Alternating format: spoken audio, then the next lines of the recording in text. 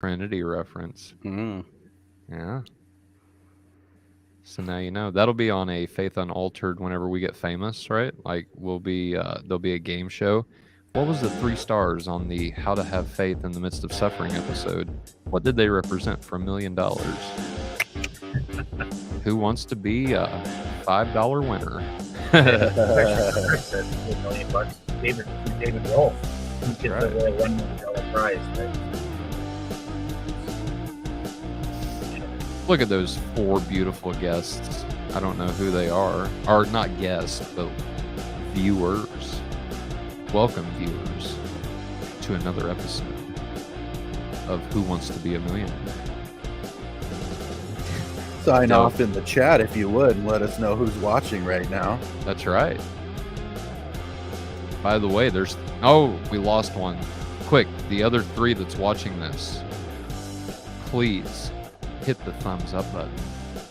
You would make Isaiah Burridge really happy. My happiness depends on it. Yeah. It does. That's Please one of the ease our steps. suffering. That's one of the steps in how to have faith in the midst of suffering is to like this video. And you will be showered with blessings. Sow a thumbs up into our ministry. That's right. So the seeds of thumbs up are in. I was just about to say, that's a whole other way of saying, just sow a seed. That's right. While you're at it, why don't you put a comment in the comment section? That's what it's there for.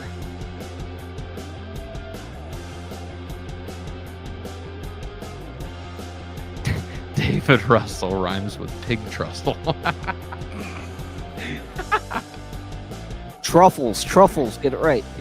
No. You ain't got F's in your name. You can't be like me, son. Tyler Birdman. That's right. Tyler Birdman. I like it. Michael Starr is with us. Good evening, Michael Whoa, Starr. all right.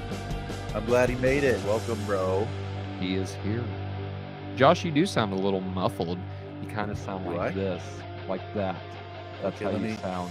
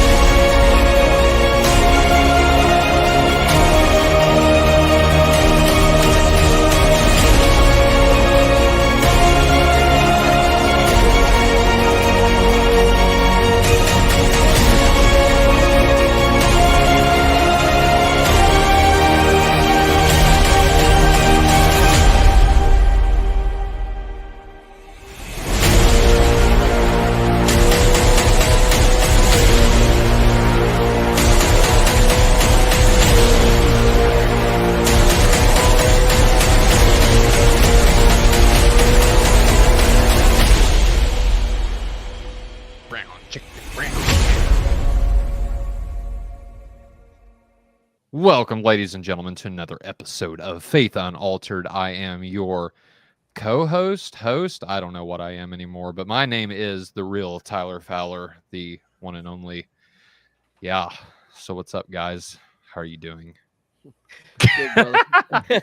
Did you just like conk out there like No, hit no, you or not at all. something? That was totally planned. Totally. All planned, yeah. Yeah, that's right. What happened to the video? Did we glitch? Did we glitch? We glitched Yeah, out we in our did glitch intro a little video, bit. bro. We did a Why? little bit. A I little don't like bit. that. Threw me off. Yeah. Yeah. I don't It's know not what's going good. on. We're a That's a 5-star StreamYard show. problem. StreamYard. Come on, do better. Anyway.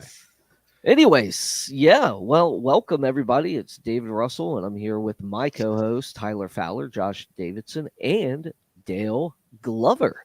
And we have a special guest on today, and I'll let Tyler introduce him. His name is Isaiah Burridge, I believe. That's how you pronounce your last name, right, Isaiah? You got Look it right. at that. All the Look- telemarketers can't do it, but you got it right. Hey, that's why we're number one, right? Yeah. Well, Jesus number one. We're a Second far best. away number two, but still it's close, right? No. Names unaltered. Names. But no, okay, let's get serious, guys. Or I will, I promise. Isaiah, how are you doing tonight? We are going to be talking about suffering, how to have faith in the midst of suffering. And maybe that intro was suffering, right? Getting Little through bit. that. But was it cringeworthy though? I don't know. I wasn't going for cringeworthy. Maybe a little bit of suffering, but I don't know. We got to keep our faith in the midst of it though, right? And that's why you are here tonight to talk with us about how you kept your faith in a whole host of suffering. Guys, this is a serious episode.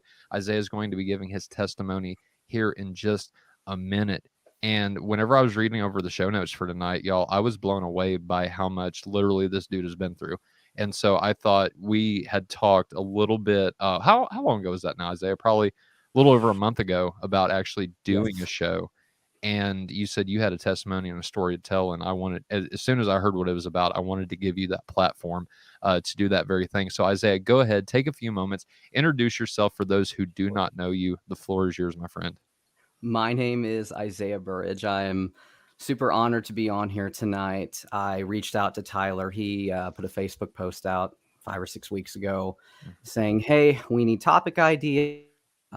And so I saw it as soon as he posted too. You know, when you see a post and it was like posted 5 seconds ago. Yeah. It was one of the first comments. So I just felt compelled to reach out, and I have not done anything like this in close to a year. I have a podcast called Depends on How You Look at It. And I think I'm at 25 or 30 episodes now. Long story short, my last episode was last summer. My father ended up getting cancer, and it really just really tore apart a lot of endeavors for the rest of that year. Sure. And I just have had a hard time getting motivated to get back into it. I don't really know why. Perhaps it's grief. My dad did end up passing away in November. Okay. So, but like I said, I was compelled to reach out to you and share this story with you. And I'm not trying to get a round of applause or anything, but today happens to be my 30th birthday, and it's very special for me in a lot of ways. So that's me. And thank you guys for having me on. I'm truly honored, and I've been excited all day and wrote up my notes and even put a dress shirt on for you guys. So look at you. Look at you. Well, we hope we can make your birthday special. I know that this is an important birthday to you, brother. We will be getting into that here in a little bit. And trust me, our audience will know why this is a special birthday for you as well. But guys, how have y'all been doing since the last time we chatted? David just got back from vacation. So I know you're doing good. Was the vacation nice? Oh, it was beautiful. Good. Yeah, White Sands down in St. Pete's. Did a wine tasting for the family, celebrated my grandmother's 90th birthday. Okay. So that was a wonderful thing. Got to see all my brothers, and it was so funny how it fell. It fell right on my dad's birthday. Nice. We're celebrating her 90th birthday, which happened a little before in May, and then we all got to celebrate it on my dad's birthday. Who has Nice. passed too. So yeah. Right on, brother. Right on. Dale Glover is with us tonight. His house is currently on fire, but he'll be fine. He'll be fine. Just Dale's going to learn how to deal with suffering and keep his faith in the midst of it on tonight's episode while his house is currently burning down. Dale, how are you doing, my friend, other than that? Yeah, I'm doing good. God uses fire to purge and refine us, right? So yeah, I'm gonna come out refined. But yeah, the fires. Apparently, there's a bunch of fires going on in Canada. It doesn't affect Toronto at all, in my opinion, despite what you guys are hearing on the news. So like, yeah, it's made no impact in my life at all. So thankfully, so yeah, let's hope it continues not to, right? So, well, we appreciate you guys being here with us. Joshua Davidson, the artist, how are you, my friend? What is going on, brother? Anything new? I am exceedingly blessed. Yeah. I was able to, within the last few weeks, muster up enough money and courage to go out and get a decent vehicle for my wife. And though my savings account is empty, I am super happy that I got a safe vehicle for my wife and my kids to be able to drive around in. And that's really cool. That's a real accomplishment for me. I have an adversity personally to going into debt. And so making a car note payment is a huge step for my anxiety. So I feel very proud of myself for that. And I'm almost done with a huge remodel that I've been doing on the second floor of our women and children's shelter building at the rescue mission. And I am almost done with that. I have maybe a half day left to do on the back wing of that. And then I'll be able to give it back to the ladies and they can build some offices for themselves in there. And I feel really good about that accomplishment because it has been a long, arduous, drawn out process trying to remodel this area and stay up with regular maintenance tasks. So I can see the finish line and it is so gratifying. That's awesome, brother. I am happy for you. But Josh, you know what isn't a long, arduous process? And that is actually visiting our sponsors for today's show. If you go to barnabasclothing.com, and I am wearing actually one of these awesome shirts. I want to show you guys the back of it, but I'm going to do that actually without turning around. So let me share my screen just real quick. There, that bad boy is. Search and rescue. I got the little heart guy standing on like a demon skeleton. $29. Y'all can actually save 15% if you would just enter this code right there. BCAMB Tyler F 15. Grab you 15, not 10, 15% off barnabasclothing.com. And this code, y'all, it's good for everything on here. They've got t-shirts, they've got hoodies, they've got long sleeve shirts, they've even got jewelry. Can you believe that? barnabasclothing.com for all your Christian gear. And let me just tell y'all, I have been waiting for this shirt to come, and it's so comfy. I love it. It's so much better. Dell had mentioned the other day about the I think it was on our last episode, the episode before that, about the Seek Jesus shirt. Barnabas kills. I think I'm just going to give that shirt away, maybe in a giveaway or something, or I might just throw it in the trash and send it up to Canada and let it get caught on fire. I don't know. But anyway, barnabasclothing.com for all of your Christian gear needs. They are our sponsor. Let me throw this discount code up one more time. BCAMB Tyler F 15. Grab you 15% off all of your Christian gear needs. But Isaiah, so let's jump into it, shall we? I'm just gonna, since you this is the first episode that I have not actually prepared show notes for, because they were given to me by Isaiah.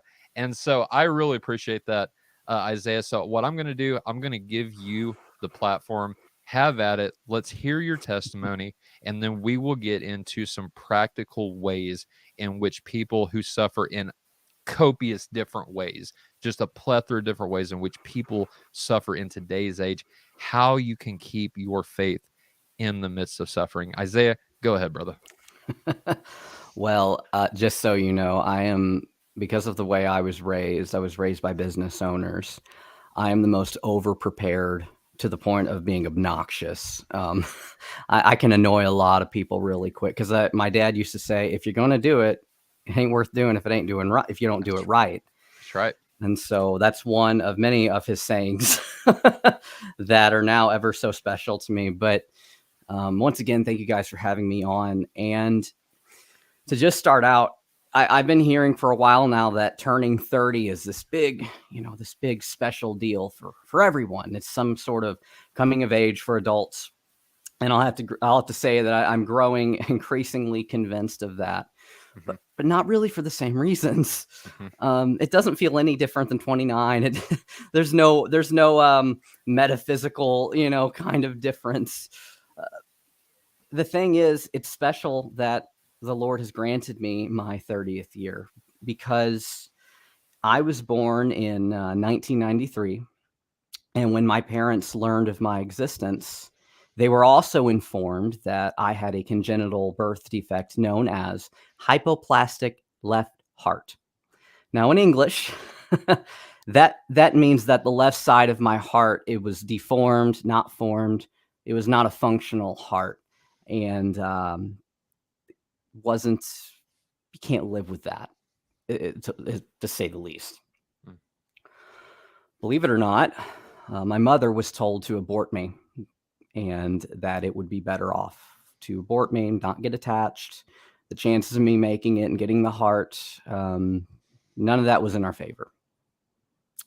But I was blessed with a godly mother and a godly father, but especially a godly mother who, when she was told that in the room, she said, no, she likes to say, he's not a fetus. His name is Isaiah. Yeah. And we're going to let God dictate his life, not us. Good job, Mom. Good job, Mom. So she's watching tonight. And she has messaged me and says, you all look the same. you all wear the same hat, have glasses. So I guess great minds think alike, right? Yeah. Tyler didn't get the memo. So Tyler don't wear hats. Heretic. Yeah. So, she and my father would be put in the situation where they would have to trust God for whatever he may grant, whether I would be stillborn or die at 2 days old. There's a lot of possibilities.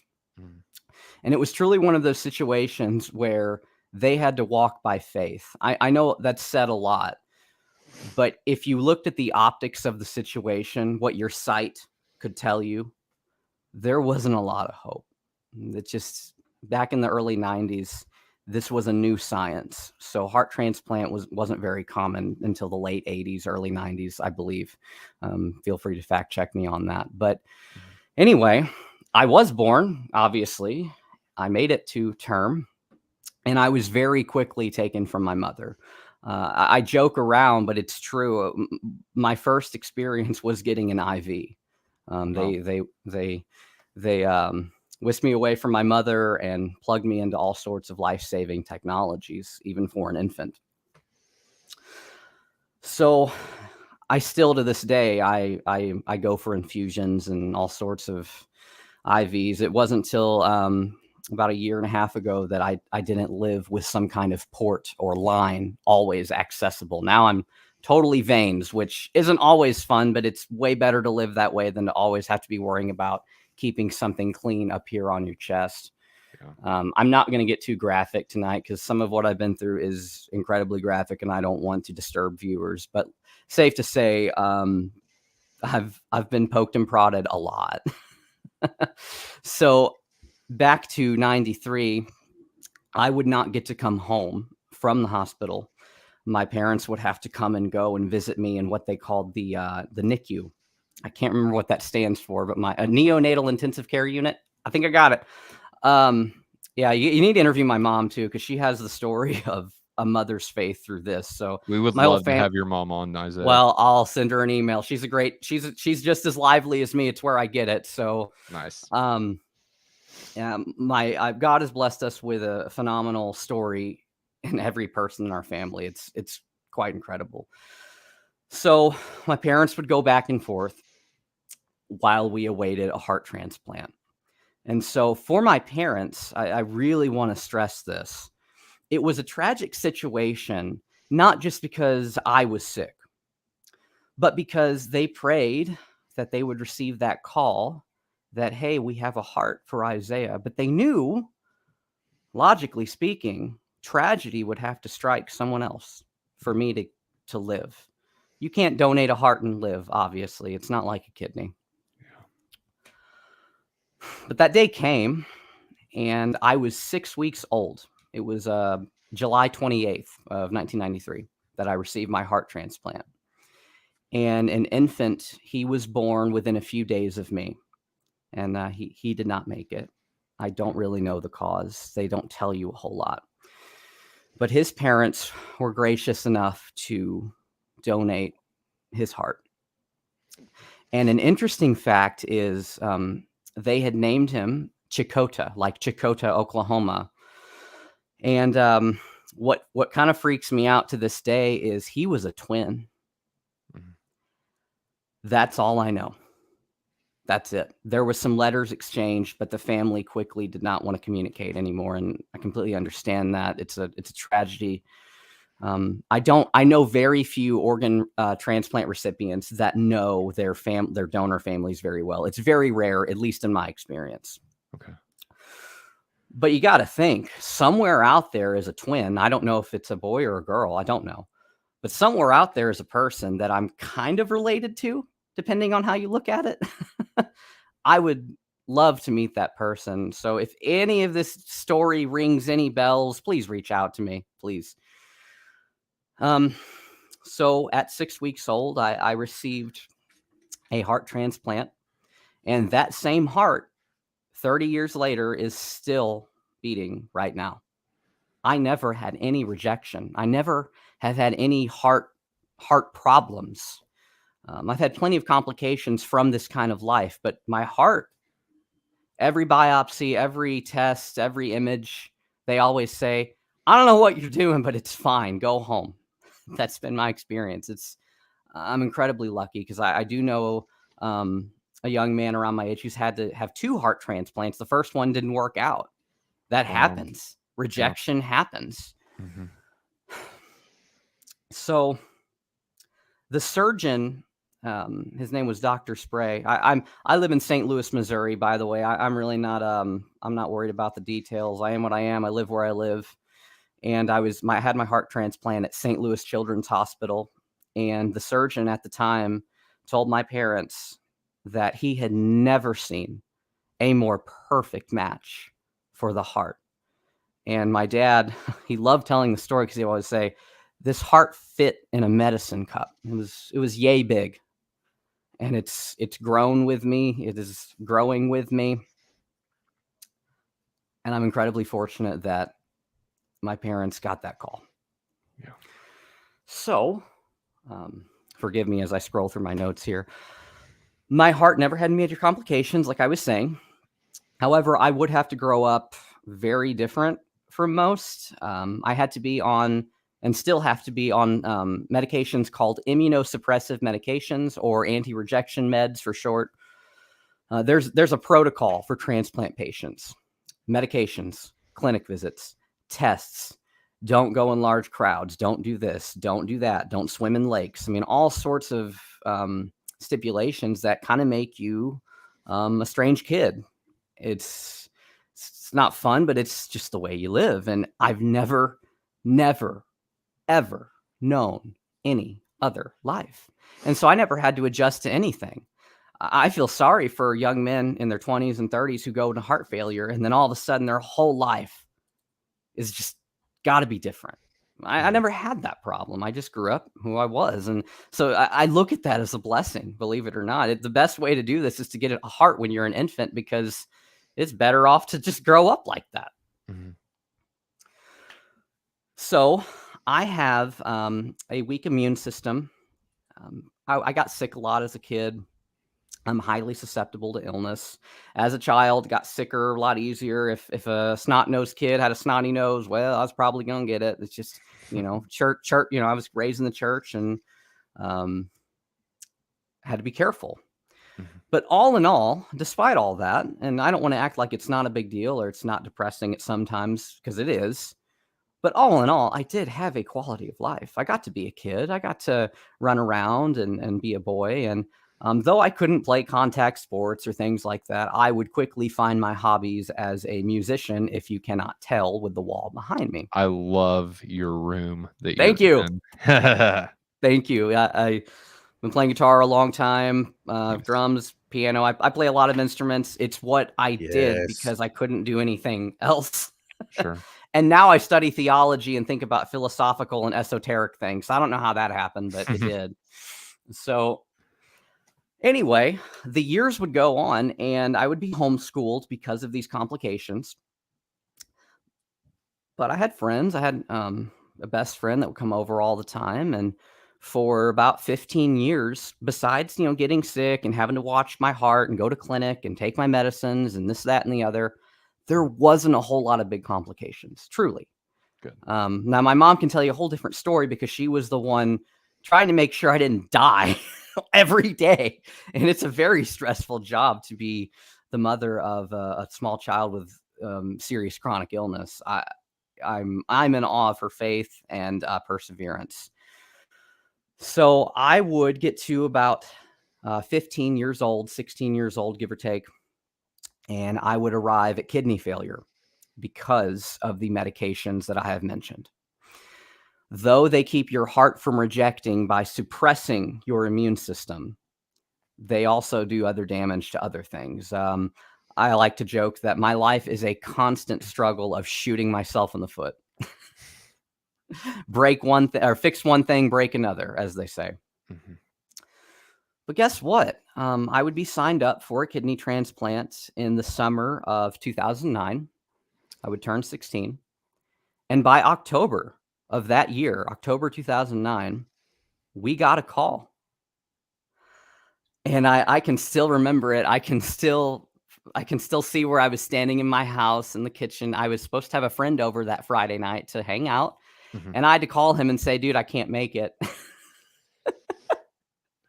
And he was very understanding. He's like, yeah, I think this is more important. So Isaiah, real quick, I don't mean to interrupt No, because please. I'm loving your story, but how does that work exactly? So for those who don't know anybody that's had transplants, I don't know of anybody that's ever had a transplant before. How does that work? You get the call, Mhm. and then are they like, hey, you need to get to the hospital right now? Or is it Yeah. scheduled out a couple of days in advance? Or how does that work exactly?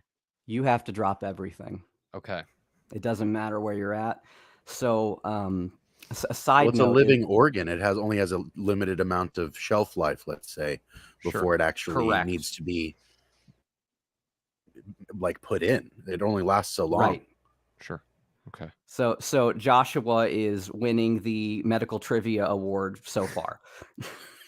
I'll try to catch up. Yeah. So as a side note, my sister was testing, and they had arrived at the evidence that she was a match, but we were in the process of scheduling that. But it's still, that is a longer process to schedule a donation. Okay. Sure.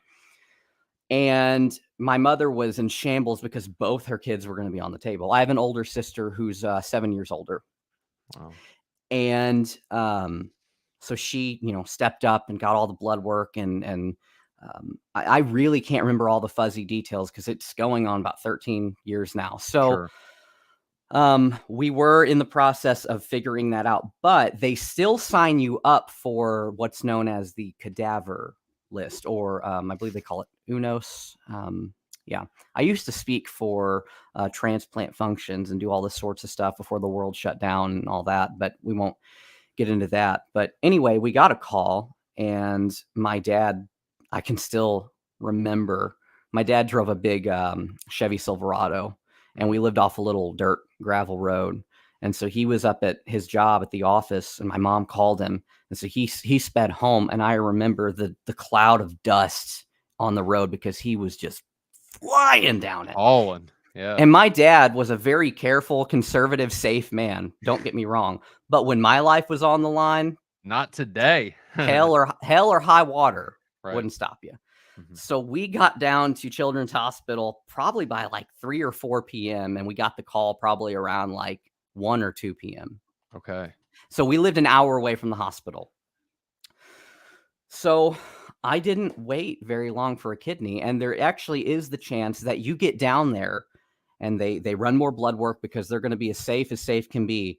And they could come in the room and go, okay, this isn't the match we thought it was going to be. I'm sorry, but we're going to send you home. It Human happens. error happens. Yeah. I don't remember any false alarms. I don't think we'd ever had a false alarm. I could be wrong, but I believe the first call was the call. My parents did get calls originally for my heart that were false alarms. Okay. But I don't believe my kidney went that way. But I could be wrong because, memory is funny. You remember your perspective. Yeah. So my mom and dad had obviously a completely different perspective. A false alarm has to be devastating. Yeah. Yeah. I guess it is. So we went down there and it was a match. And within 24 hours, they were taking me to surgery. And all the elders of my hometown church came up and they prayed with us. And it was truly the Christian community that is supposed to be the Christian community. They were there at the hospital.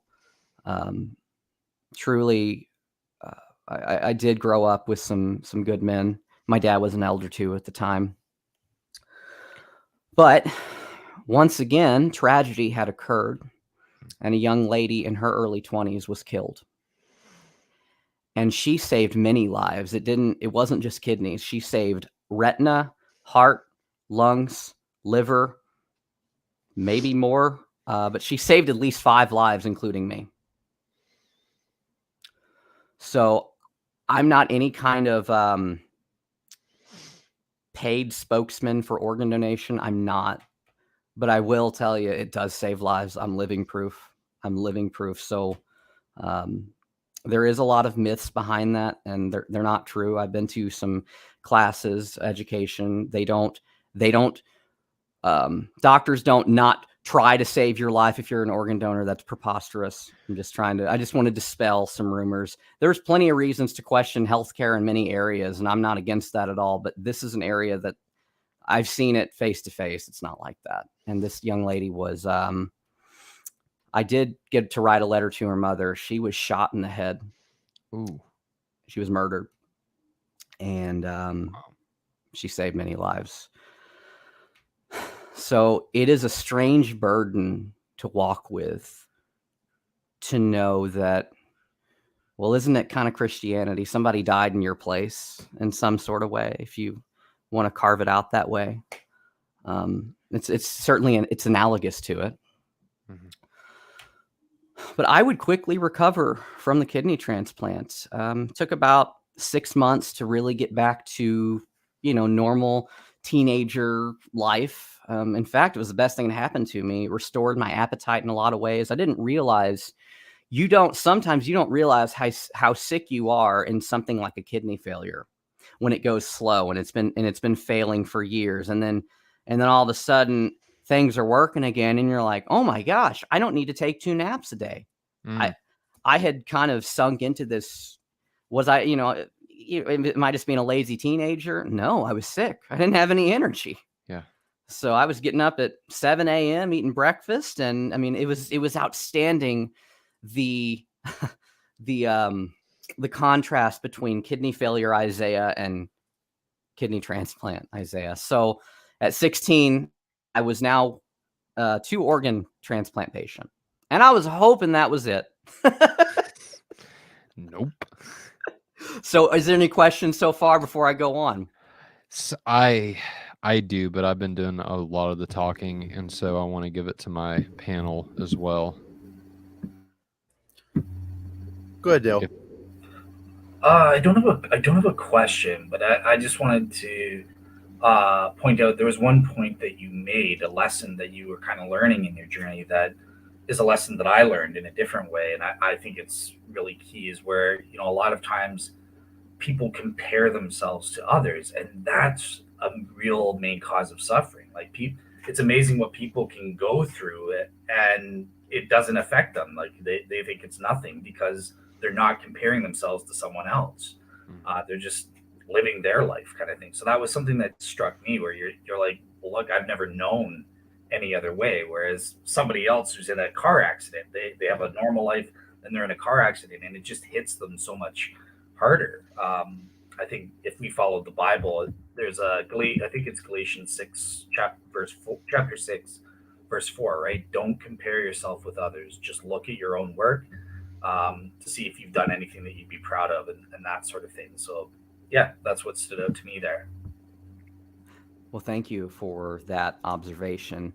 Yeah, there were plenty of days, especially between the ages of about 10 and 14, that man, it just wasn't that big a deal. Now, I'm not going to say that, you know, I didn't get jealous that I couldn't play football or something like that. Young men go through all sorts of things like that. Mhm. But, you know, once you get a little more educated, football players get destroyed by their 20s and 30s, and guitar players usually don't. So I was kind of happy with my choices of hobbies once I had reached adulthood, and you know, some of that petty, maybe it's not petty, but some of that immature jealousy at the time, it just dissolved. It dissolved for me anyway. Yeah. So after 2009, I lived 10 solid years. Now, one of the big complications of the immunosuppressive drugs for me, other than the kidney failure, was skin cancer. I have lost count of how many times I've had to have what's called a Mohs, like as in Moses, Mohs surgery. And it's where they go in and they carve the cancer out, and then they let you know if you're clear, and they stitch it up. And most of the time, my surgeons are really good. You really can't tell unless I tell you about it or show you one that's real bad, that I've been through all that. But I've been through over 10, at least now, over 10 Mohs surgeries. And they're they're an outpatient kind of thing. But when you're 15 and you're told, hey, you got skin cancer, it'll shock you. It's scary. Yeah. So I wear a lot of sunblock and a lot of hats. And if my family ever convinces me and drags me to the beach, I'm going to dress in like a bee suit. Bubble boy. Yeah, Bubble Boy. Really? Yeah. So other than those complications, those outpatients, get your stitches, take a week off.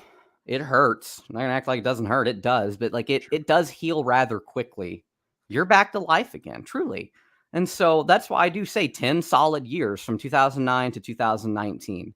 And so in 2019, I married my lovely wife, Megan, and she knew that I was different. She knew I'd had 2 organ transplants and needed to stay out of the sun, and that there was always a possibility of a boogeyman in the closet.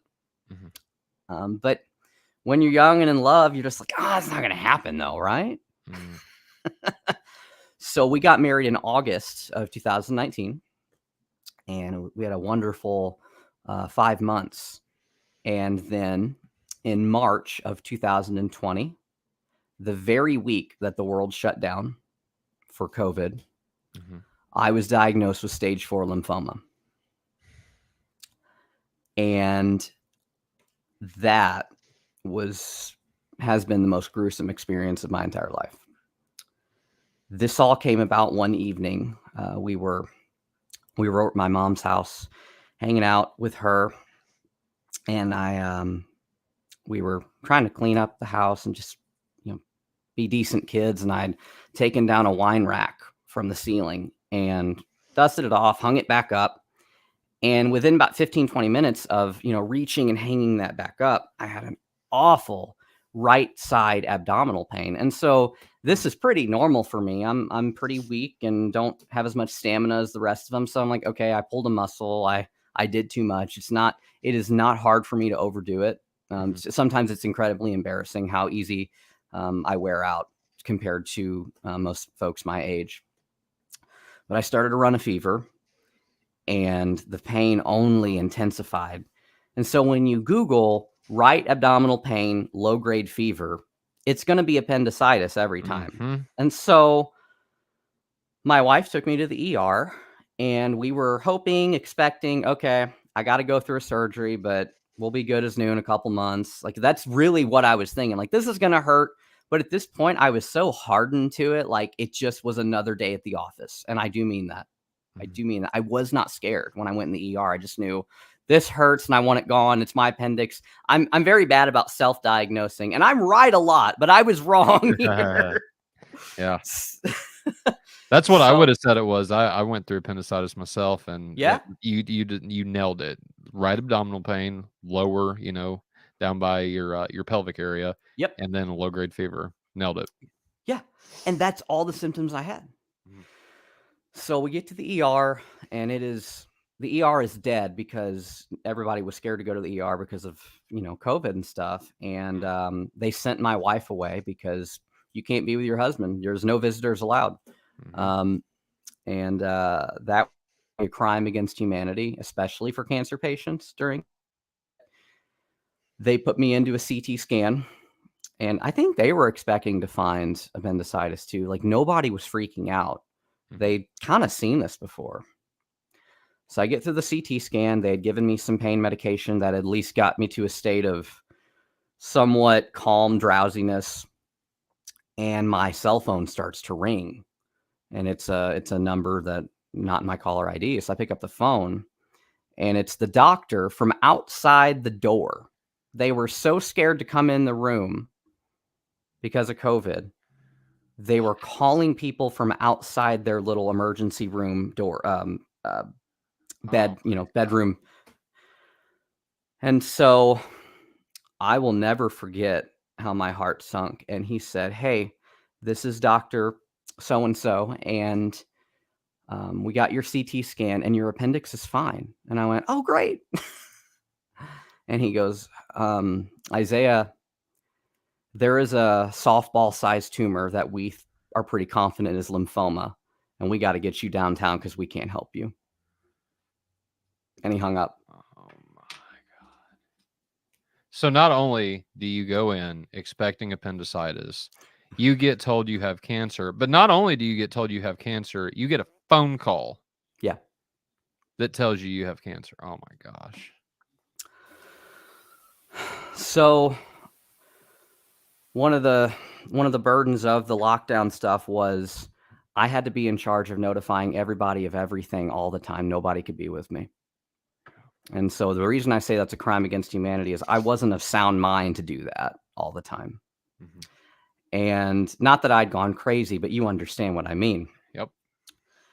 And I called my wife. She was in the parking lot, and I remember her screaming and crying because she could not. There was nothing. You talk about the most powerless feeling. And they were pretty. They were like, "Yeah, I mean, we can't promise you it's lymphoma, but like we've kind of seen this before. This looks pretty suspect." And the reason my abdominal pain was so bad, I won't get graphic, but it had ruptured my bowel. And so they were talking about removing my colon for what they call a lostomy bag. And so they rushed me downtown to the Barnes Jewish Hospital here in St. Louis. And I saw one of the colon surgeons. And there's plenty of things I forget, plenty of conversations, plenty of lunches I forget. But man, looking at these guys in the eyes, I'll never forget it. Because my cardiologist walked in with the colon surgeon, and they were explaining to me, "We think this is PTLD, which stands for post-transplant proliferative disorder," which in English, it's like a lymphoma that occurs because of organ transplants and their medications, and your body becomes this ridiculous breeding ground of cancers and cells doing the wrong things. I don't pretend to understand all the science, but I know it's kind of it can be fairly ubiquitous among my people.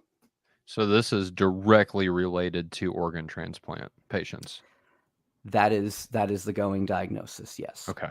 And so now the lymphoma, they call it T-cell, T as in Tom, T-cell lymphoma. And unfortunately, of non-Hodgkin's T-cell lymphoma, of all the lymphomas there are, this is one you don't really want. I mean, you don't want any lymphoma, but like this one doesn't play nice a lot.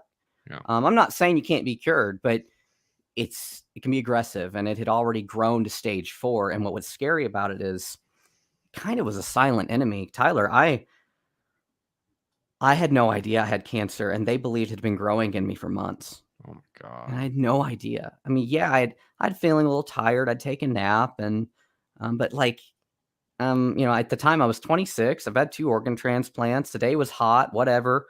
I'm kind of tired today. Like, you just don't think about it, right? Yeah. And so unfortunately, this lifestyle can make you a hypochondriac to an embarrassing degree. But sometimes I've been right. and I've been really right. And I can get into one of the really rights I was at just a few months ago. But to get into my story, my whole life, my new marriage.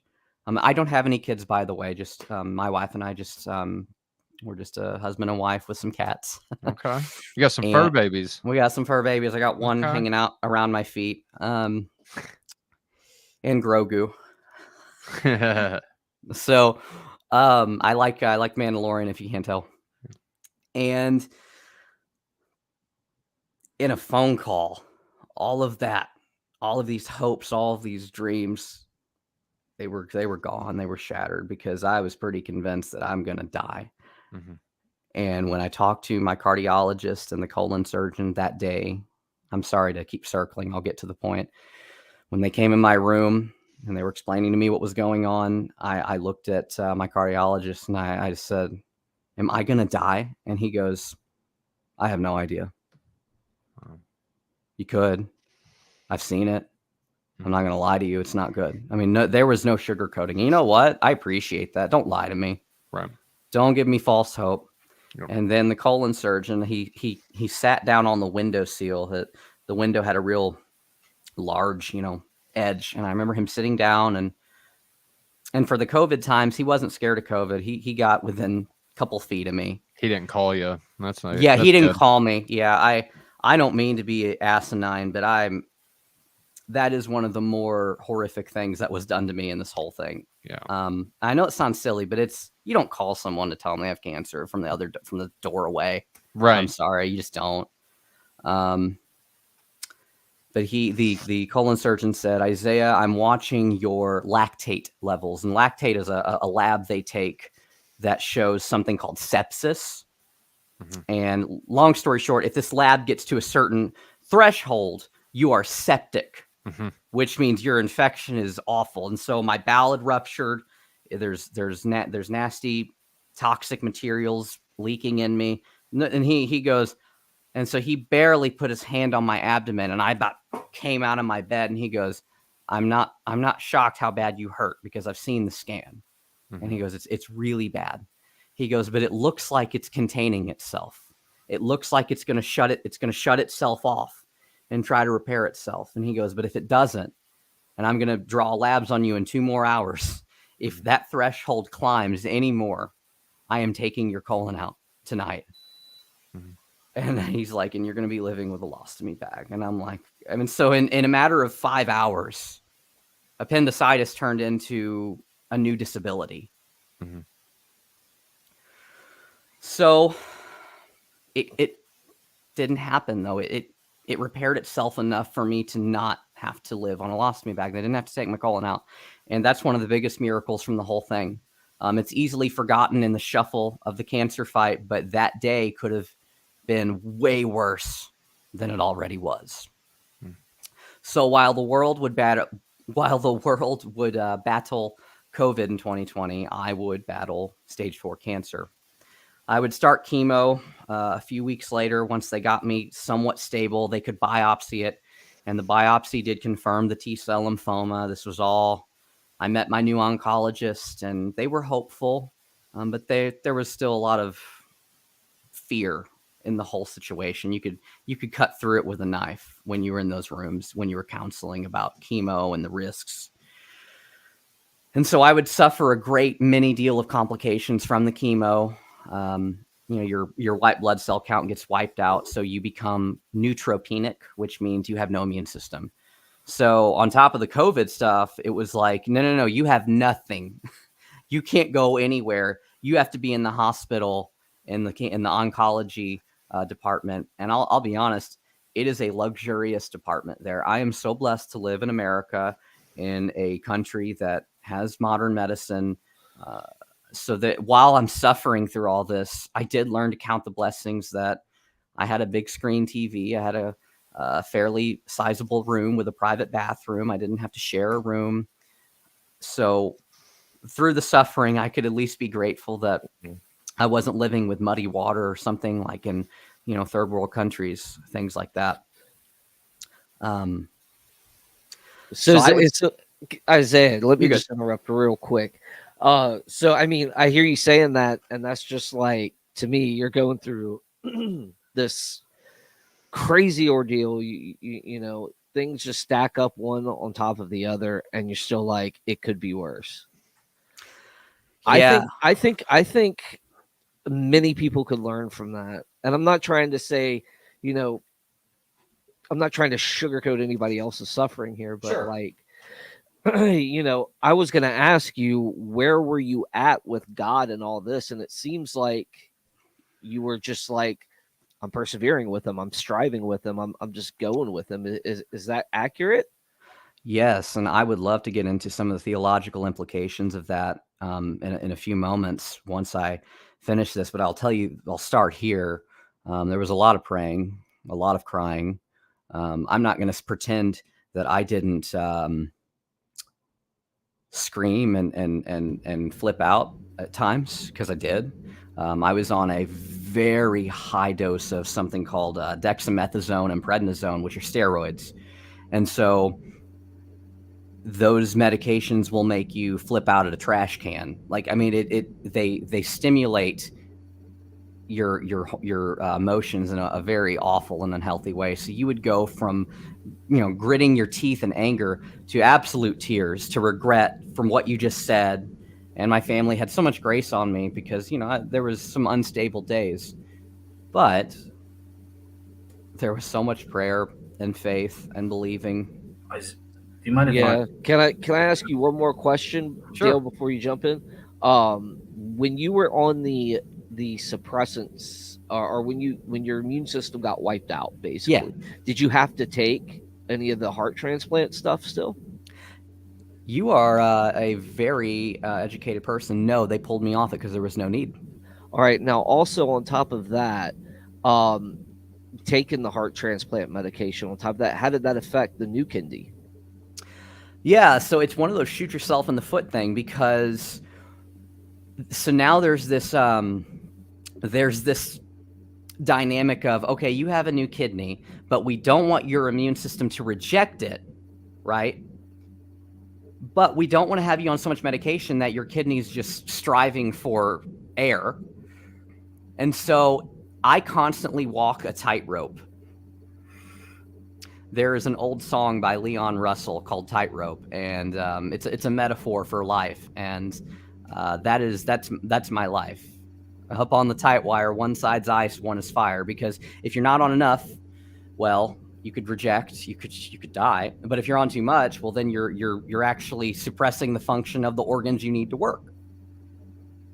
So it is a constant struggle, but the medications have improved slightly. There are some medications they don't even use anymore from the 90s. Well, let me rephrase that. There are some medications that they don't put me on anymore because they're outdated for my kind of case, and they wouldn't be any good for me. So I'm on something called tacrolimus and prednisone, and that really is the extent of my immunosuppression at this point. But all that wouldn't matter at all once you're on chemo, because chemo destroys the last hair on your head. It destroys it all. So I just wanted to piggyback on David's first question. So I know that you're saving the theological implications for coming up, but out of curiosity, on everything you've gone through and you've told us up to now, like what has been your faith journey? Have you always been a Christian, or was there a time when you weren't and your experiences led you to Christ? No, you know, it's difficult because I am so blessed to. I was raised by Christian parents. I've never known any other way of church on Sunday, small groups on Wednesday night, kind of like that. Literally, that's how I was raised. My dad was an elder when he was in his prime and healthy. Like I said, he's passed away now, but I don't remember a time. I don't have a conversion story to tell you, and that actually bothers some people. I'm a baptized believer, and about 12 years old, I believe I ascertained what Christianity really meant, other than, you know, God loves everyone and Noah's Ark, you know, like, you know, the little kid stuff, right? So by a teenager, I had understood my faith, and for the most part, lived it pretty consistently. You know, I did I did a couple stupid things as a teenager, but nothing too heretical, and I don't really have a time I wasn't a Christian. So I was incredibly challenged during this time I'm speaking of with the cancer and all that, to really buckle down and figure out what I believe. And I'd already become a theology geek by the time I was about 24, 25. But I had no idea what awaited me in those implications in a couple years. So I was raised in what's called the Christian church. So it's kind of a part of the Restoration movement. It sprung forth out of the Churches of Christ.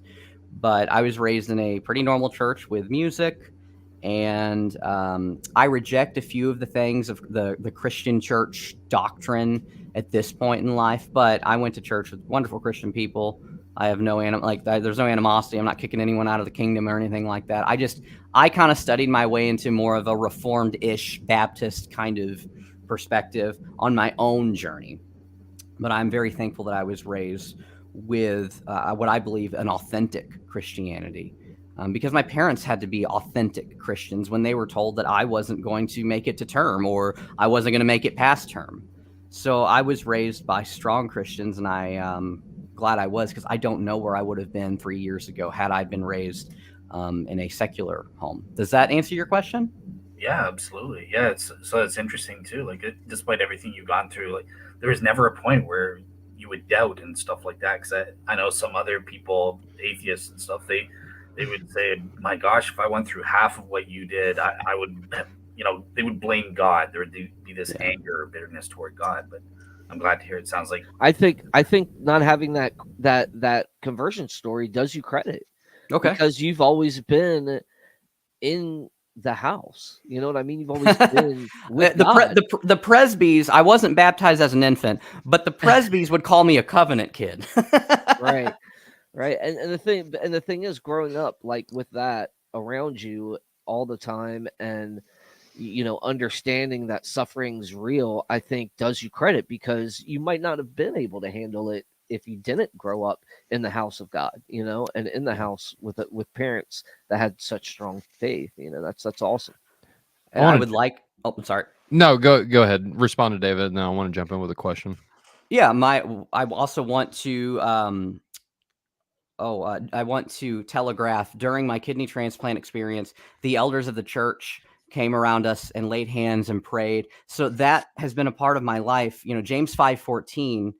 I was raised with, "Are any of you sick? Call the elders of the church, anoint them with oil." I don't think that's an early church only practice. I think that should be practiced.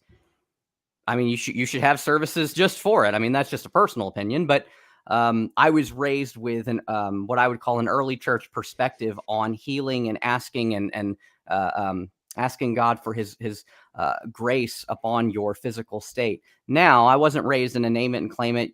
God always wants you to be. I don't believe that. I mean, sometimes God calls you home, and I was pretty convinced that He was calling me home 3 years ago. But that doesn't mean we don't ask and believe and trust. And don't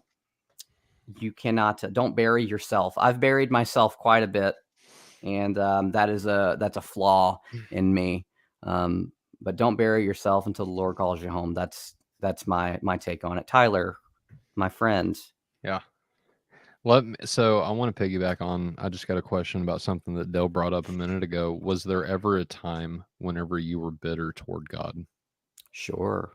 I would be lying if I said I wasn't. Trying to really think back at what particular time. Okay. I would say there were some immature thoughts in my early teenage years or during kidney transplant of, why me, God? But it didn't last. Okay. It didn't shape me into this aggressive atheist convert, And I've heard a lot of atheist arguments. I actually listen to a lot of atheist material because I want to know what they're saying. Yeah. I don't want to be blindsided. Tyler Vela broke my heart, but we don't have to get into that. Sure. But anyway, there was bitterness. There's been bitterness in the last year. But bitterness, I believe a Christian can if you read the Psalms, I believe a Christian can be depressed, completely lost, unknowing what to do. And there's been days like that where my wife and my mother have gathered around me to pray, to pray me through it. And, they know maybe just leave him alone for a few days. He'll work it out. And I do. And it's a hard question to answer, because bitterness for me, ultimately, I believe that God has ordained all that will come to pass in my life. Mm-hmm.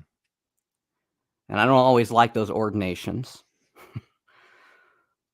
But my hope ultimately is in the resurrection of the dead. My hope is in eschatology. My hope isn't being healed from cancer. It was, when I get to that, it's a beautiful story. My hope isn't living a fairly stable life for the next 10 years. I hope so. Like my day-to-day hope is that, right? I mean, there's nothing wrong or sinful about wanting to be around for your family and provide and love and give. That's right. But my hope is new creation. And my friend, Dr. Sam Frost, we've talked about that a lot. He's writes a lot on the eschaton and all that. Mm-hmm.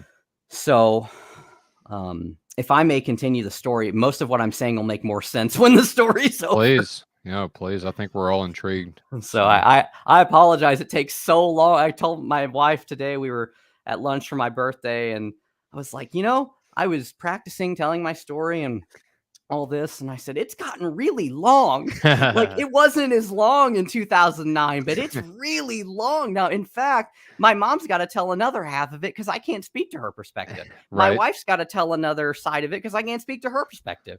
So like, you almost need, like, yeah, it's a three. Well, it's all of my family story, but the main people who were with me in it is my wife and my mother, who were taking me, driving me to appointments when I couldn't drive and all that. Okay. So I started chemo in April of 2020, and we saw a little bit of positivity with it. But again, I was hospitalized all the time. I was hospitalized so much that I'm still living with the consequences of somewhat of a mild agoraphobia, because leaving my home, not being able to sleep in my bed, not being able to sit in the presence of my wife and sit in the presence of, the little animals that God has given me to take care of. And I was completely alone and isolated in a hospital, all alone. I could only FaceTime. I was completely alone, other than the nurses, who they had to be counselor, nurse, doctor, pill giver. That it was a crime against nurses to not let your family be with you. But that they had to take on 5 new jobs because of it. But because of the consequences of being away from the hospital, or being away from my home so much, I have a very difficult time spending the night at a family member's house or at a friend's. I don't do well staying away from home, because for some reason I cannot get past the trauma mode of how it feels to sleep out of my own bed. And I'm embarrassed about it, but it's true. And I want to be honest about it, because I don't want to act like, oh, I walked through this unscathed, I'm fine, God is for me, who be against me. I believe that, but there's still damage done that I'm going to live with the rest of my life, and that I believe God wants me to grow from. As strange as that sounds to many ears, I believe God perseveres you and grows you through the fires of suffering. I mean, I don't know how one reads the New Testament and doesn't conclude that, personally. So, the summer went on in 2020, and I got a PET scan in August of 2020. And a PET scan is where they try to detect what's lighting up. They give you kind of a radioactive substance, and then they see anything lighting up inside you. And I had failed my PET scans multiple times, because there was either no movement from the tumor or it grew. That's not a fun call to get from your oncologist, where they say, hey, look, it's not really worse, but it's not really better. And then I got a call in August that, hey, it actually grew a little bit. The chemo's not working for you, Isaiah. We're going to have to apply you for a clinical trial. We were running out of options. And clinical trials, many times my people, transplant patients, we don't usually qualify for clinical trials, because we're already so delicate and so, dare I say, messed up. So we don't need to be experimented on, right? But whoever wrote this study, I really thank them. I'm very thankful for them because they didn't exclude my people. Let my people go. So I got to start this clinical trial, and it was taking a pill 3 times a day, which isn't hard. I take a lot of pills. I'm not scared of pills. And then it was going to Siteman Cancer Center and getting a 4-hour infusion that would supposedly aid this pill, which was the experiment, but it would aid this pill in shutting down the communication of the cells to keep replicating. So I'm going to pretend I understand this, but basically, explain like I'm 5, it gets the bad cells to stop doing it, to stop talking to each other, to stop making cancer, and to shut it down. Shut it down. And so I began that clinical trial, what it felt like living at Siteman Cancer Center. And I know a lot of those people now. They're friends at this point because they know me. Like I said, I felt like I lived there. And I started to feel better. All the suffering, all the weakness. Some days I could not even get out of bed. I don't want to be graphic, but some of the bleeding I was going through from the tumor, bleeding from passing out and having to be carried down my stairs from an ambulance. I live in a condo. We live upstairs, and I would bleed so much that I couldn't walk, and a big, strong dude would have to carry me down the stairs to get me to the ER, and then I have to get blood transfusions because I was losing so much blood. That all stopped.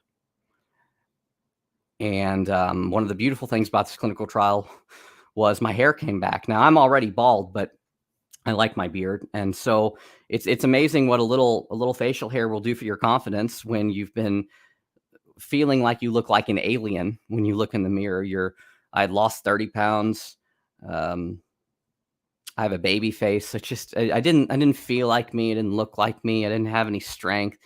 And man, it almost felt like overnight that it just started to return. And some of that is because it wasn't technically chemo. It wasn't destroying me to hope to kill the cancer, because that's really all chemo does. It kills you, and hopefully it kills the cancer before it kills you. I'm sorry if that's harsh, but it's kind of the basic truth of it. So this clinical trial was kind of working in a whole different biological way. And now there were some side effects that I felt a little dizzy here and there. But again, that truly paled in comparison to chemotherapy side effects. And so I felt so good that by October, by 2 months later, my wife and I got to go on a little road trip and celebrate our anniversary. Now, that was huge. And that's when I learned that I'm scared to stay away from my home. We stayed a couple nights, and I was so scared, I drove through the night from Georgia back to Missouri to get back home. My wife was really upset that I didn't stop at a hotel, but I just drove 10 hours through the night drinking coffee because I had to get home. And so I've been dealing with that ever since. So if you want to pray for that, please go for it. It's not like crippling. I go and do things and have fun, don't get me wrong, but like when it's time for bed, I want to be home. That's kind of how I feel. Maybe I'm just old. I don't know. But back to the story, I digress. I started to feel better. We went on a trip, and then I was due for a PET scan in November, around the first few days of November. And while I knew I felt better,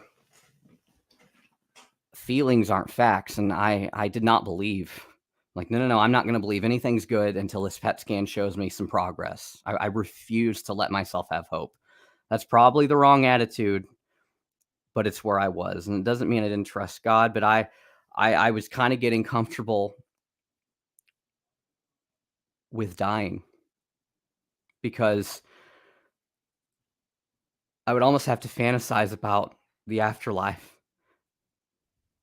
I didn't want to die, but like you almost have to be comfortable with, this is the elevator you're getting on. You better be comfortable with the floor you're going to. And I was trying to condition myself to hospice to figure out when that call's made and that bed's brought in. I'd seen plenty of people in my life die in hospice, so I knew what it looked like. That's what I had I had buried myself. So November came, and I got that PET scan that morning, and all day passed with no call. And now, if someone's going through cancer, I want to be very careful. Just because you don't hear a call, that doesn't mean bad news. But to my head, to me, that's what it meant. Okay. So 5 o'clock comes around. My wife gets home from work. And believe it or not, in November, a thunderstorm was brewing. And so I took the trash out. I felt good enough to take the trash out again. My wife had to do all these chores. Like, she had to do literally everything because I couldn't even lift a trash bag until the clinical trial restored some of my strength. So I took the trash out, and it's about 5 o'clock in the evening in November. And the clouds are swirling dark. And I'm not going to lie, I thought of Job. When God shows up in the thunderstorm and he politely asked Job, hey, where were you when I made all this? And I don't want to compare myself to Job. I don't. But what's analogous is I felt like I was suffering and I was trying to get real with God. Like, are you taking me home? I'm ready. I guess I'm ready. I want, just make the phone ring. I can't take it anymore. Just tell me. Don't give me hope. And it within a moment of going back up the stairs and taking the trash out and feeling the winds start to swirl and the weather changing, literally the weather was changing. I love to watch thunderstorm, but this one felt different. This one was weird. I don't want to, to be clear, I wasn't having a showdown with God. I was begging him to just give me the answer. Give me the answer. Where were you when I laid the foundations of the earth? I wasn't there, God. Just let me know. So I get upstairs and my cell phone starts ringing, and I can see myself looking at the caller ID. I know it's my oncologist, and I feel like I'm looking at it in slow motion. And I slide it because it's a smartphone, and I put it to my ear, and I think I cracked my voice and went, hello. And she said, she's a brilliant woman, by the way. I'm very thankful for her. But all the calls before were not good news. But I answered the phone, and she goes, hey, Isaiah. And I go, hey. And she goes, I'm sorry it took me so long to call you. I had a long day, had a meeting. I know it's after hours, but I really wanted to call you because I finally have good news for you. We can't find it anymore. The tumors, nothing's lighting up. It looks completely suppressed. There's nothing lighting up. It's actually small. It's much smaller than it ever has been. And I'm reporting this as a complete remission. And I'm not ashamed to say I made a lot of obnoxious noises and screamed and cried on the phone with her for a while. I think you deserved it at that point, bub. I think it was just like I think that's probably all she heard. Yeah. And I don't know how often she gets to make that call. Mhm. But I think she liked that one. Yeah. I know I did. So I had complete remission from a stage 4 lymphoma that I was told that if this didn't work, I had months. We weren't even sure I would make it to the holidays of 2020. Now that's an assumption, but it's what we were. When you're told months from August, what do you get? So the celebration was fun that night. But it wouldn't last long because I had to go in the next morning and look at the PET scan. And, she showed me on her computer and zoomed in. And I mean, it was astounding. So just to be clear, the tumor was there. But the way lymphoma at least works, perhaps this is the case in all cancers, but I don't want to speak as if I'm some kind of expert. But as long as nothing is lighting up, as long as the cancer itself is not taking up those radioactive substance from the PET scan, the tumor itself is considered to be inactive and it's actually withered away over time. So there's a little bit of remnant of it, but it's not active, so it can just live there. They're not going to remove it. There's no need to. It's small enough now. It's not impeding on my my bowel function or anything like that. It was, and that was awful. But it wasn't anymore. But then I was told, look, I'm so happy for you. This is amazing, but this is going to come back in months if we don't give you a stem cell transplant from a donor. You need a brand new immune system. You have to have an immune system to fight this off, because the immune system you were born with, what you have, it ain't it. It's not going to do it. It doesn't have the capacity to fight it. The only reason that you're in remission is because we're putting a substance in your body that's controlling it, and you can't be on that for the rest of your life. So you need a new body. Can you see the analogies? You need a new body to create a steel iron guard against this. Now, these are my words. I'm trying to paraphrase the science of this. So I was upset because they were scared to do what they call an allogenic stem cell transplant, because, well, wait a minute. You have a heart transplant and a kidney transplant. If we give you a new immune system, we're taking the risk of that new immune system kicking your other organs out. So, and so my oncologist at the time, she goes, I don't know if they're going to want to do it, but we're going to see if they're going to do it. And so she put me, I had to now be put in the hands of a bone marrow transplant oncologist who I love. He's awesome. His name is Dr. Finnegar, and just a really down-home guy. And I remember meeting in his office, me and my wife, and he goes, okay, we got to thread the needle. Yeah, you do have 2 prior organ transplants, but I'm not convinced that you're going to go into immediate rejection if we can get the right amount of immunosuppression. Yeah, I'm still on it. If we can get the right amount of immunosuppression, but we don't, he goes, here's what we want to do. The analogy he gave me was, imagine if we put a car downhill and we just let it roll. Okay, that's your immune system. That's your new immune system. It's rolling, it's moving. Now, if it gets too fast and out of control, we're going to pump the brakes.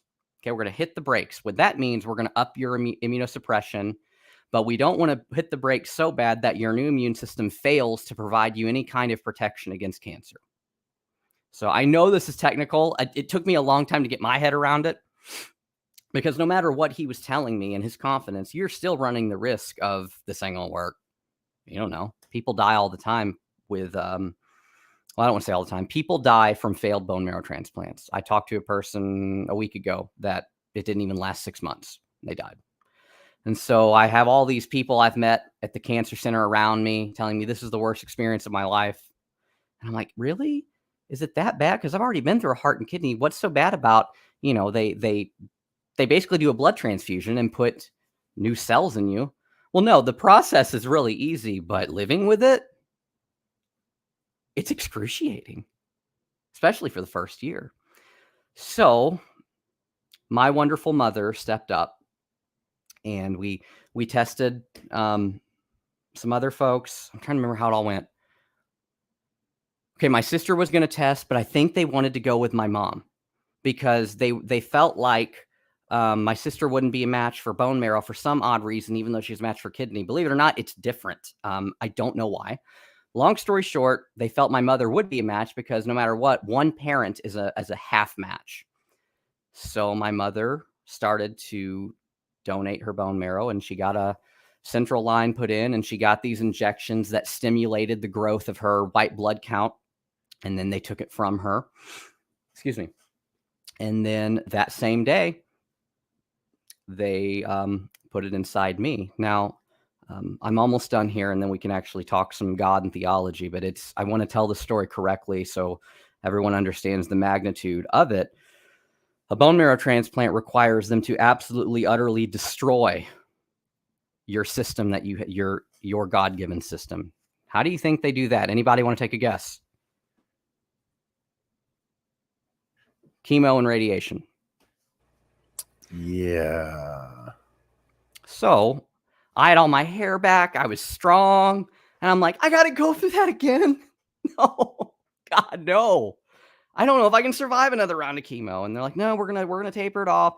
They tried to assure me, but I'm not going to lie. It still sucked. It was awful. I'm not going to sugarcoat it. Radiation wasn't all that bad. I only had to go one round, but they utterly destroy you for about 5 or 6 days. And they give you a day or two of rest. And then they take your blood and they're like, yep, you got nothing. You have no neutrophils. You have no white blood count. Your hemoglobin's terrible. You need blood transfusions. You are dying, but living at the mercy of the blood pump during that, because you're just utterly destroyed. And then, and only then, can they put a new set of cells, my mom's cells, inside you.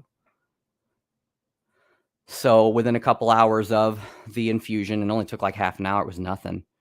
I was 103 fever. I was having what they call Rigers. I was shaking because the new immune system, even though they've destroyed what you already have, your body still is flipping out because a foreign white blood count is in it. So it's nailing you. And so for 5 days, I hardly even remember it now, which I'm kind of glad I don't, because it was excruciating. Guys, I couldn't get out of bed. They had to keep giving me this antibiotic that would try to suppress the reaction of my body to the new immune system.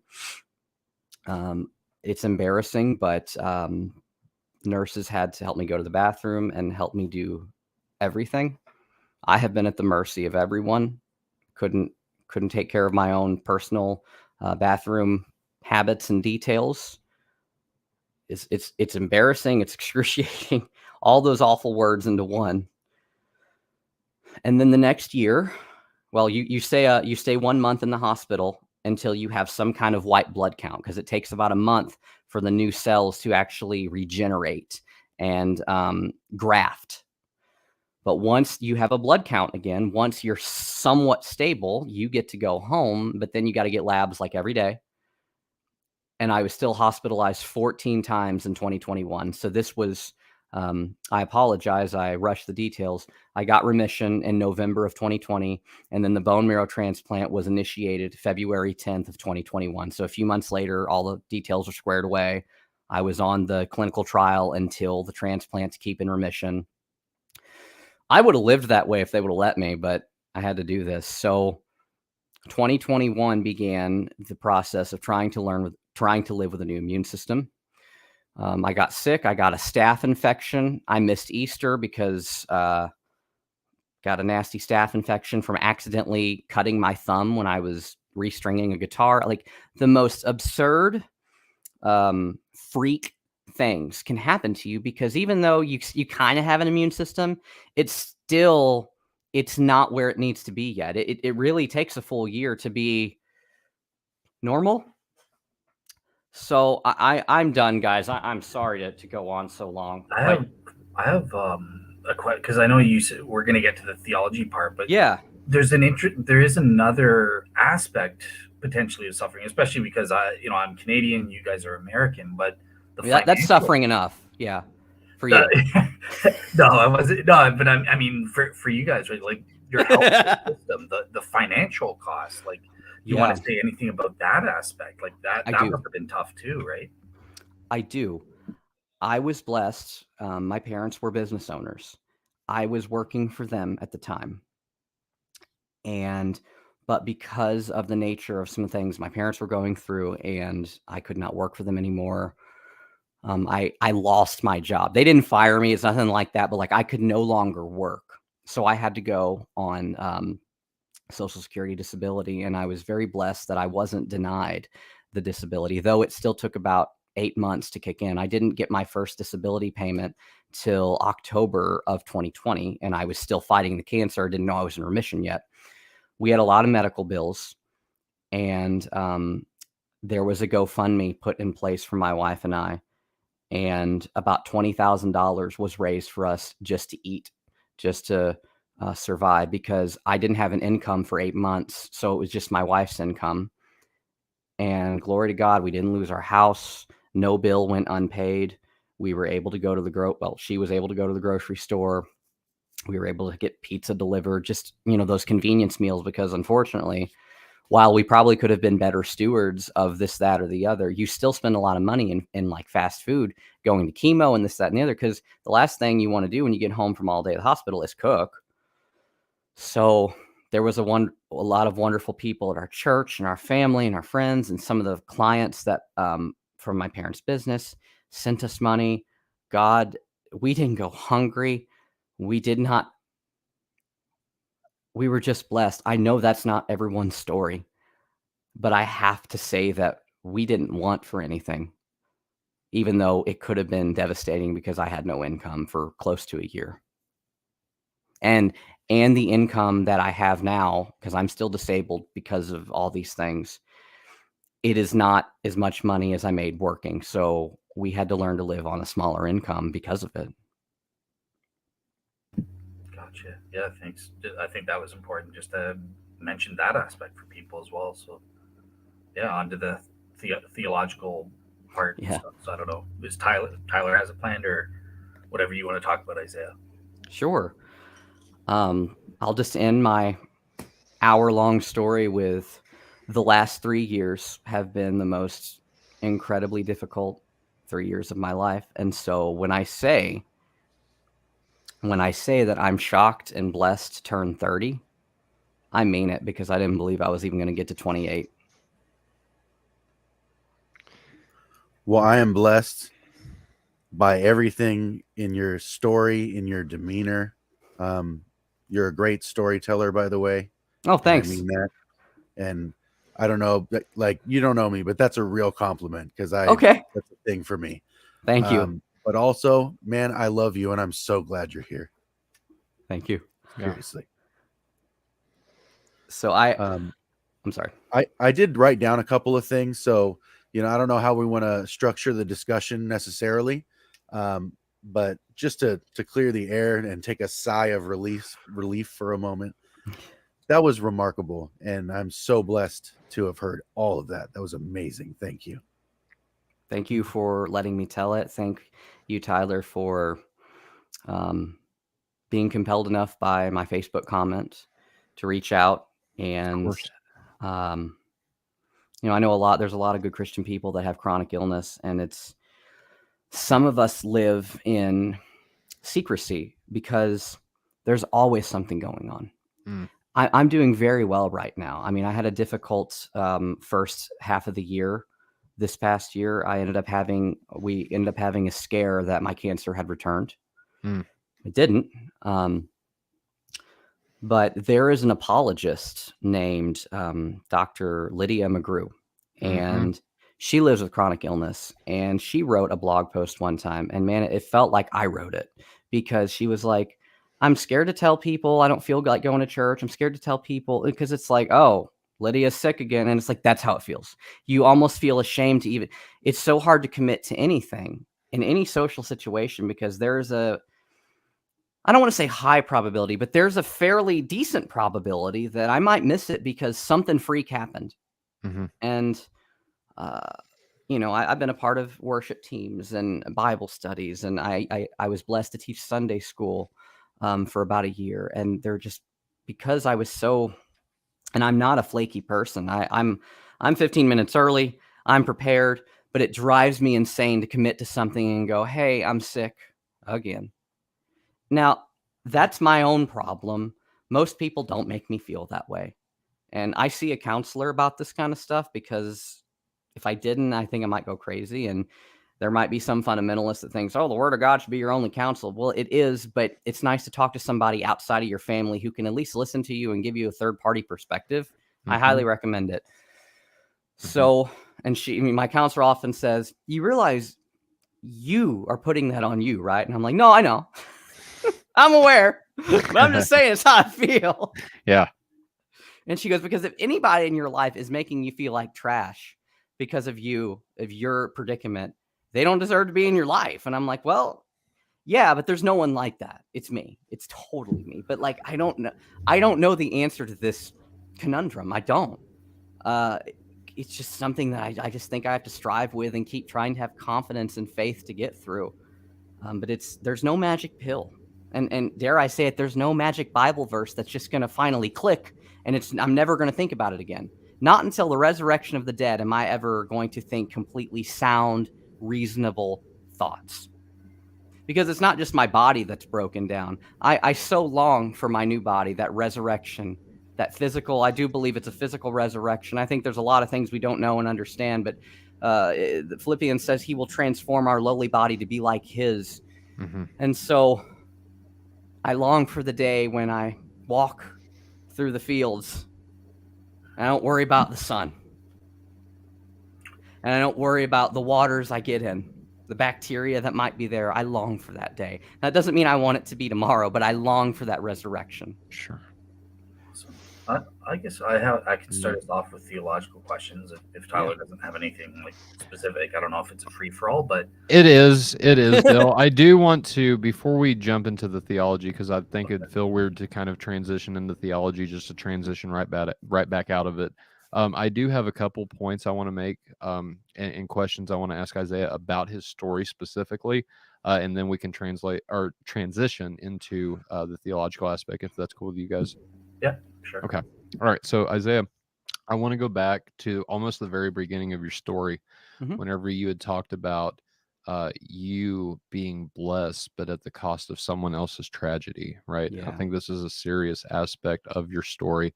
And, I don't think I didn't, so I can't speak for everybody else, but I never thought of a blessing potentially having the consequence on the other side of that blessing as tragedy. And so my question is, how do you see that for you to be blessed? Someone else had to experience this tragedy. How has that resonated with you up until even today? I mean, I'm sure you didn't have an understanding of this, as an infant, as a newborn, right? But Right. going through the kidney, going through really the kidney transplant. How did that resonate with you? And do you still experience, maybe thoughts about these people that have died so that you could live? I do. I don't believe I actually understood it philosophically. I'm a very introspective person now, but as a kid, I understood that a little baby died, but and I don't mean to sound asinine, but I'm not sure I really thought much about it past that. Sure. Because I'm just a kid. Yeah. But once you experience tragedy of your own, you're going, oh, that's it. Yeah. That makes sense? Mm-hmm.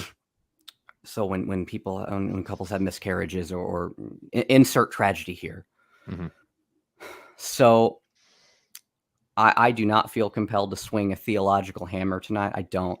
But I at least want to say it does reinforce some of my reformed-ish beliefs about the sovereignty of God, because when I read Romans 8 about that all things work together for those who love the Lord, some of those all things are very tragic and they hurt.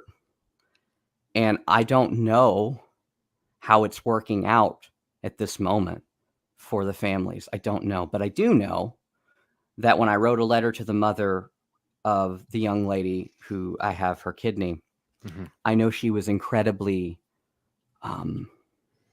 accepting and excited that I was alive. Like there was no bitterness in her letter that I sensed. Now, has she had a bitter day? I bet she has. And I have no fingers to point. Sure. I have spoken at organ donation nights where it is a celebration of those who have died and donated, and it is a sobering experience. Yeah. People come up to you, and most of the time, I would say like 99% of the time, everyone, when you tell them, well, I'm actually a recipient, they're like, oh, you're the proof of the pudding. You're what we're here for, right? Like they're really excited to meet you. My son was a police officer. He got killed and he saved 5 lives. I've heard that over and over and over and over. And so that's working out for them to where, well, of course they would rather have their son back. But if not, I think of Jesus in the garden where he says, if it be your will, take this cup, but if not, I'll do it. We're all kind of put in that predicament, not the same situation, obviously, but we're all kind of put in that, well, here's what I want, but here's what I'm willing to do because it makes sense to do it too. And it makes sense for me to be happy for the young man that's got a chance at life because my husband or my son died. I didn't kill him. You know, you at least have that in your favor. Right. So there's this neutrality of, well, you didn't ask for this and I didn't ask for this, but look what came out of it. And so I hate to say that there's a rainbow in every rainy day. You know, it's not like that. It's more like the reason I do lean in the Reformed camp and the Calvinistic camp is that, and not that others who can't say this, but every single minute decision for even me putting my hand like this, whatever, it has purpose, it has meaning. And I might not see all that until the resurrection. I don't know what your theology is of infants who die, but I can't wait to meet the little baby who didn't make it and go, hey, thank you. I know you didn't really choose it, but like, just so you know, this is what happened. I believe there's going to be a reckoning. That's personal belief, personal opinion. Sure. But I don't see how there wouldn't be with all the things that the New Testament says. And if I may read my favorite verse of this situation, it is 2 Corinthians 4, starting at about 16. It says, though our outer self is wasting away. Boy, do I relate with that.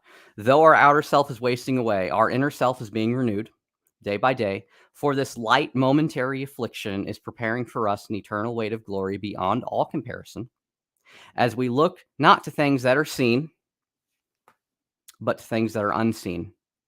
For the things that are seen are transient, they're going away, but the things that are unseen are eternal. So I didn't meet Chakotay. I obviously couldn't meet the young lady who got shot. But I believe someday I'll understand, they'll understand, and we're all going to have to stand before the judgment throne of God individually.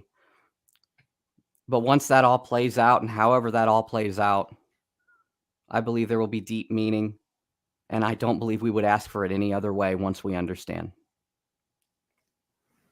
Amen. I think that would be, I was going to ask if there was something you could say to somebody that might be listening that has been on the tragic end of that coin, right? Instead of the blessing end, what would it be? I think you just answered that question, right?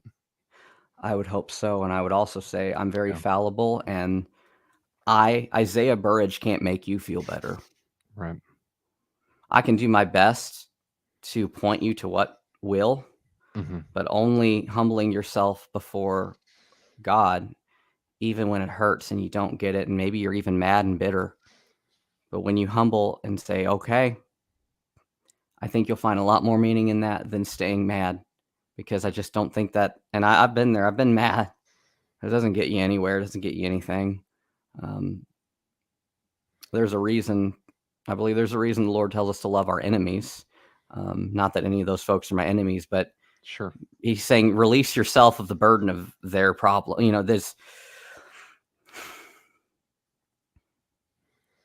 We see through a glass that's dark, but one day we'll see face to face. What does that mean? What does that mean? And I would be interested sometime hearing some of your thoughts from your new Eastern Orthodox perspective on some of these passages. I wouldn't imagine there's a whole lot of disagreement, but I know there's gems in different traditions that were like, well, I've never thought of that. And so that's why I do like your show. So once again, thank you for allowing me to spill my heart. Absolutely. And don't you dare ever, including for the rest of this episode, say you're sorry for telling your story, because brother, you have nothing to be sorry about. Okay. Thank you. So my look who approves. What? Yeah. Yes. I saw yours when you said it earlier. I was like, hey, I've got one of those too. Yeah. There you go. So So David Isaiah, Russell as Yoda. So you betrayed. Aren't you supposed to be? I thought you're either Star Trek or Star Wars. Isn't that the thing? You can't be both. I like them both, but I like Trek a lot better. Oh, Yeah. okay. I'm Star Yeah, I'm Wars a only. huge, Star Wars. yeah, There I'm a we go. huge Star Trek fan, but I do like Star Wars too. I mean, I grew up watching it, so All right, cool. So Dale, I guess you're next there, bud. Yeah, so I hate it because like Isaiah's kind of already answered the question I wanted to ask. So I'm trying to figure like a smart way of asking it that won't be obvious. But like so obviously as Christians, you get that the Bible teaches. Look, I mean, sometimes we go through these struggles because it helps refine our character, or it strengthens us as Christians. It makes us better Christians and Yeah. it helps to sanctify us. So for some people that might question that, I was trying to think of a way of questioning this. Like, okay, if you had the hypothetical where, let's say, you didn't live through Yeah. everything that you went through, what are some of the ways that you think you are a better Christian because you had to go through this and God made you go through what you did? I really like that question. So, Once in a like while, I- I come up with a good one. So. yeah, you do. Well done. I believe I told you I had buried myself prematurely many times. So, this is not a joke. I'm not trying to be asinine, but I often call Siteman Cancer Center death's waiting room, because you are in a room with everyone else getting chemo. Some people look really good. A lot of them don't. Some people don't come back the next week, and you can make your assumptions why. But what made me a better Christian is I believed I had the same fate as everyone in that room. And until you sit in that chair and look at that man, it's a reckoning to where you're like, this might be my last few months, weeks. I don't know. I could bleed out next week. I don't know. But what made me better is I loved everyone better, because as awful as it sounded, I felt like we all had the same fate. We were all on the same bus, and I wasn't going to walk away and, this is just temporary, I'm going to be fine. There was none of that. And what made me a better Christian is because I didn't have that distraction, I got to love in a really raw way. I don't know if that makes sense, but Yes. okay. right, absolutely. One of the things that really just keeps coming to my mind, there's actually two things, but like, is this notion of being in the world and not of it, right? Yeah. Like, there's that, we understand that. It's kind of like you said, it's through a glass darkly, but we understand that. And if we're going to be in this world, there's real consequences to that, and there's real trials that we must face. And Christ pretty much promises that we will face them, and it's just like that there's this, I don't know if you've ever seen Troy with Brad Pitt and I don't like gory movies. Surprise? yeah, it's not all that gory, but it's an epic. Yeah. And there's this one part where Achilles has just killed Hector, and Priam comes to get the body because Achilles drugged the body all over the place and was going to dishonor him in the most gruesome of ways, and this and that. But Priam, he goes back and asks him, basically uses the suffering that he has to appeal to Achilles' mercy to appease the suffering he has. And there's this one point where he's talking to the cousin, and he keeps saying, the gods envy us because we're mortal. Everything, every moment could be our last, and that makes everything so much more beautiful, so much more delicate, so much more amazing and colorful and stuff like that. And I just, how true is that we're in this temporary world, with a God that is so infinite, so vast, that we're getting to know, and we're going to be able to continue to know. But for now, we're going through what this cursed and fallen world, this reality that kind of defines us, Yeah. and instead of letting that define you, you have always ran the race. You have always kept the faith, and I think that is just so honorable, that and so awesome too, that you're able to look at the world from that perspective, and love deeper. Like you said, you loving those people. And when we're talking about striving with God, and at times we were just kind of like, and you said Christians could be lost and depressed and stuff like that. I was thinking, we're part of a family. We're part of God's family. Yeah. How many times have you got bitter towards your brothers or your sisters? How many times have you got bitter at your parents? I mean, Too much. over and over and over again. We go, sometimes in a family, it's one emotion to the next. It's one roller coaster to the next. And it's hard to strive sometimes, even in a family unit. But, if we're not real with our family, who else can we be real with? Yeah. Yeah. And I hope this reaches somebody that is afraid to get real with God, because getting real with God is one of the best parts of having a relationship with God, is being able to express everything and how you feel. So, it reminds me of that verse, David, that says, I think it's in 1 John, but how can you love God, or how can you say you love God if you don't love your brother? How can you say that you love God whom you cannot see if you don't love your brother whom you can see? It's almost like you're saying, how can you be real with God if you're not real with the people that make up his body, that we communicate with, that we can actually function together with? So if you can't do that with the people around you, right, how in the world can we do that with God? I think we can take that same analogy that John describes in 1 John and apply it to what you just said. So that was really good. I appreciate that. Yeah. This reminds me, I read a beautiful quote.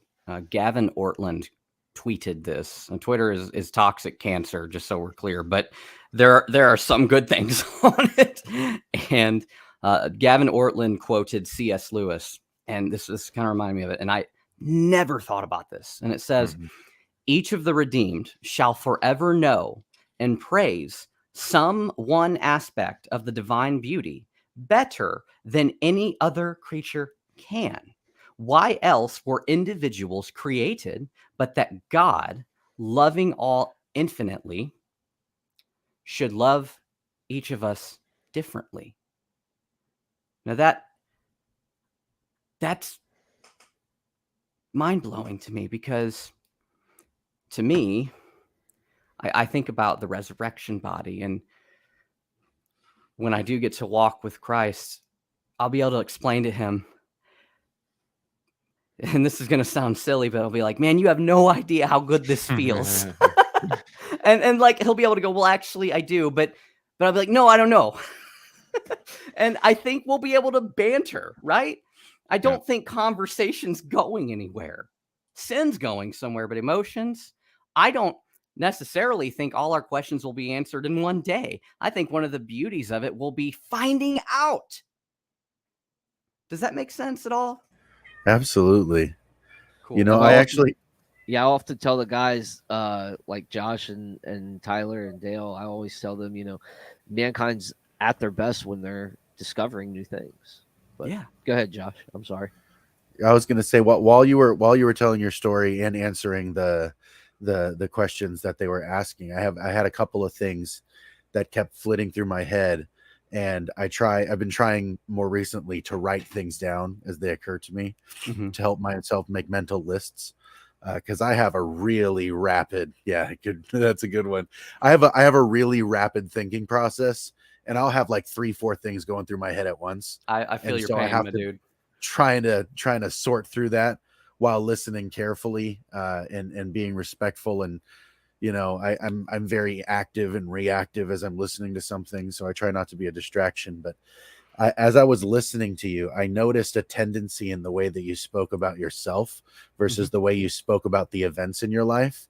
And I noticed that it seems like you were comfortable with finding identity in the tragedy and in the healing, because both of those things were actually, let's say, becoming part of who you are, or who you are is emergent from the situation that you were put in and the course of action and attitude that you were willing to undergo during the process. And let's say I trust that you're well acquainted with the process of repenting for a bad attitude, right? Every moment. And I noticed, this is kind of a comment and a question, but I noticed that about the way that you were speaking about yourself. And I was wondering if that was something that you were consciously aware of and striving for, or if that's a byproduct of how you view the world.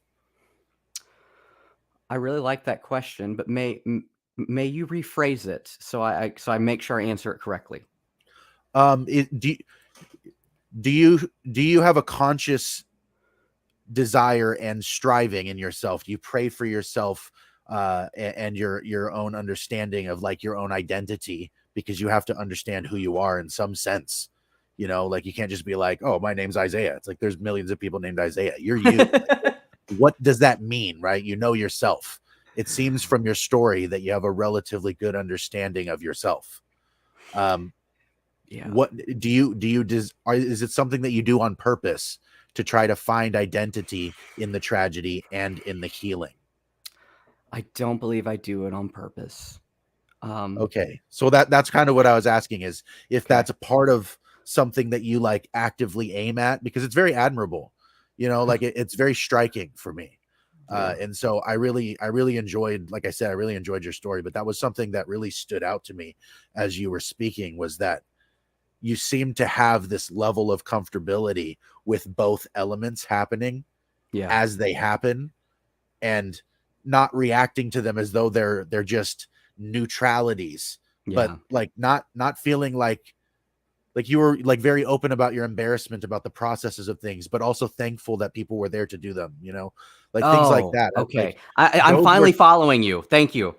Okay, I was trying to think of a good example of it, but those are the kind of things where it was very striking for me to notice that your attitude was, let's say, almost equal for both approaches. Was to say, you know, I'm not going to say that this isn't awful, but it wasn't only awful. I would like to give a little credit to my counselor, because there was a tendency for me to only, not always, but only talk about the service of others in my tragedy. And I would always minimize my own feelings. And my counselor goes, "Why, Isaiah, that's excruciating. You can talk about it." And so like, I'll go, okay, no, I didn't like being naked in front of the people that had to take care of me. And I didn't like soiling my bed accidentally from the blood, and then having to make the call and saying I had an accident like a 3-year-old. No, it was awful. I'm a man, right? Like I want to be in control. I want to steer the ship. There's no steering that ship. You are utterly powerless. And I can laugh at it now because I'm like, yeah, I mean, there is humor in it for me now because it's humbling. So I would like to thank my counselor for helping me at least reflect and go, it's okay to hate and talk about the suffering as much as you loved the people who got you out of it. So thank you for noticing that. I'll tell her that. She'll like that. Please do. And I will. You know, in a kind of punish way, compliments to the chef on that. That's actually really cool that that's progress for you. And I hope that means something. But also the other things that I was noticing was that you seem to be because I learned a lot about psychology over the last couple of years. But cool. I kind of like when I'm listening to a story, I'm thinking about the elements of it that are really striking in that way. And it seems like what your story kind of illuminates is that when we build expectations for things, let's say the size of the disruption is almost like directly proportional to how much anxiety level arises, because you don't know, now you're just thrown into uncertainty. You don't know what to expect now. And it's like living in that state, and like you were saying, in an isolated way because of the timing. Oh yeah. I feel like, huh? I said, oh yeah, sorry. Oh yeah, no, I couldn't hear you. The way that you were describing those things, I feel like that was something else that kind of exposes in me. Let's say it almost reverse engineered it and was like, okay, how often can I measure my anxiety levels by looking at the things that are around me, right? And then like wondering where my overreactions are often coming from, you know? Yeah. Like I really think that there's something also honorable in being able to notice something of real gravity and then just stare it in the face. Like, was there a time where you felt like there was more fear than there was trust? Oh yeah. I mean, when everyone walks in your room with hazmat suits on and they're trying to talk to Yeah. you about cancer. I can't even see your face. Right. And I'm supposed to trust this process? I mean, I'm not trying to be asinine. They're wonderful people that helped me, but like there was some, I want to be really clear. I had my moments where I was a jerk. I've blown up before. I've dropped F-bombs. I'm going to be very candid. I do. My wife hears a lot more of the, okay, how do you really feel about this? And I'll go, this, I don't know what they're doing over there, and they're doing this, and like, I know how this is supposed to be done, and they're doing it. Like, I can be like that for sure. But when everybody gets back in the room, I'm usually good about going, okay, and being patient with the process, because like you got to learn patience in this kind of life, because doctors take their sweet time getting in the room, and they should take their sweet time. I want them to be prepared. But no, I don't always like, oh, your appointment's at 10 and they walk until 10:20. That's annoying. Sure. Those are my little petty gripes. But I'm usually able to feel that emotion in the moment, roll my eyes, and then have a very human interaction. And I'm truly not trying to sound puffed up, but most of my doctors love when I come in because I'm fun to talk to. I can laugh at whatever we're about to do. Would you be surprised, Josh, that every physician and every nurse I've ever been under the care of has told me quit apologizing? I would not be surprised. I can believe it. I hear that a lot. And even in moments, I'm going to give you honorary Canadian citizenship because we are known for our Bravo. Yes, very much. I don't know if I'd visit this time of year though. This is the best time of year. What do you mean? Your boy winters. Oh, I don't know. You know, those raging fires that y'all got going on. Yeah, fire season. That's like duck season and wabbit season. Yeah. The last thing that I wanted to kind of draw out of what it was that I was listening to and what I was experiencing while listening to it was, I feel like your story gives a really direct and like ground floor example of the difference between comfort, being comfortable, and needing a comforter. Right? Like that was definitely like core elements to my experience of listening. And then also I kind of wanted to just drop a question for a conversation for the tone of maybe what it is, the rest of what we have to say, but kind of listening to a story like this. I think there are two, let's say, opposing views that you could take of a story like this. And let's say the uncertainty of the future that goes along with it. Is this a curse or is this a compliment? In what sense? God is trusting you with the life that he gave you. Yeah. And I know you understand what I mean by that because I was a Calvinist before. Okay. God decided this was the life you would have.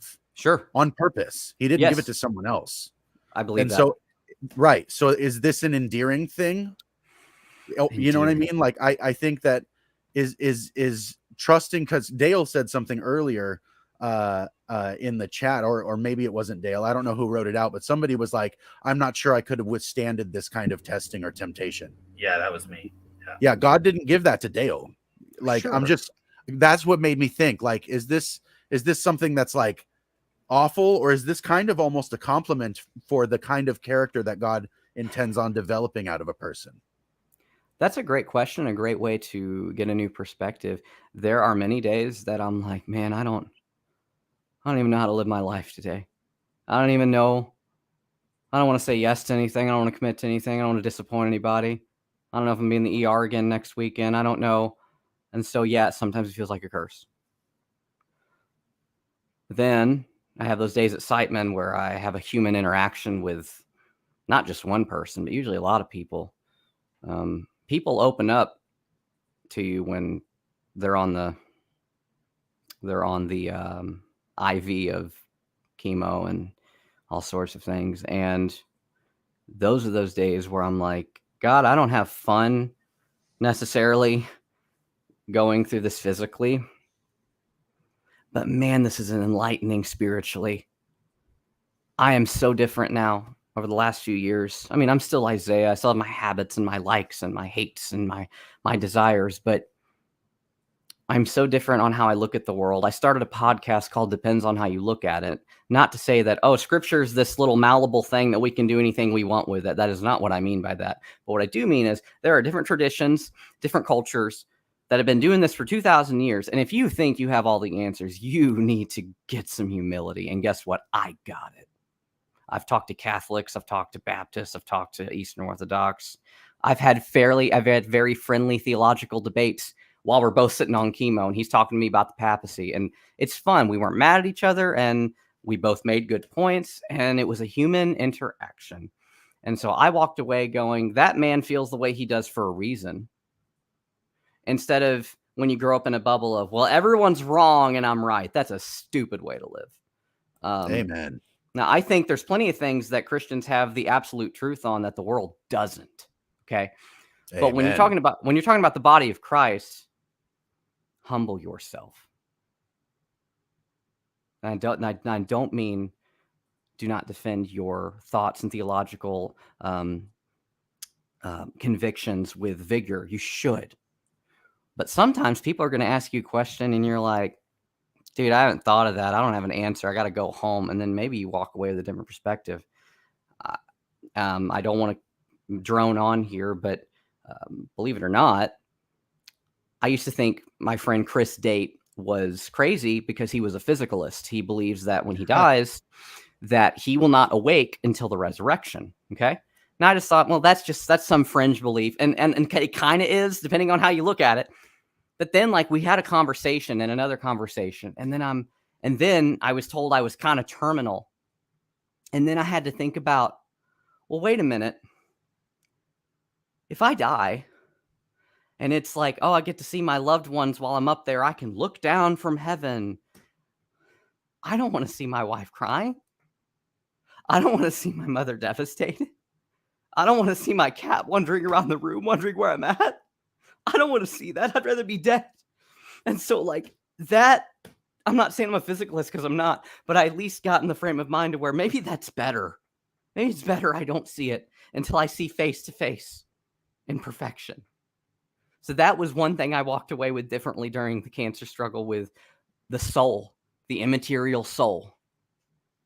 It's a very deep question, and there's good objections to it. There are.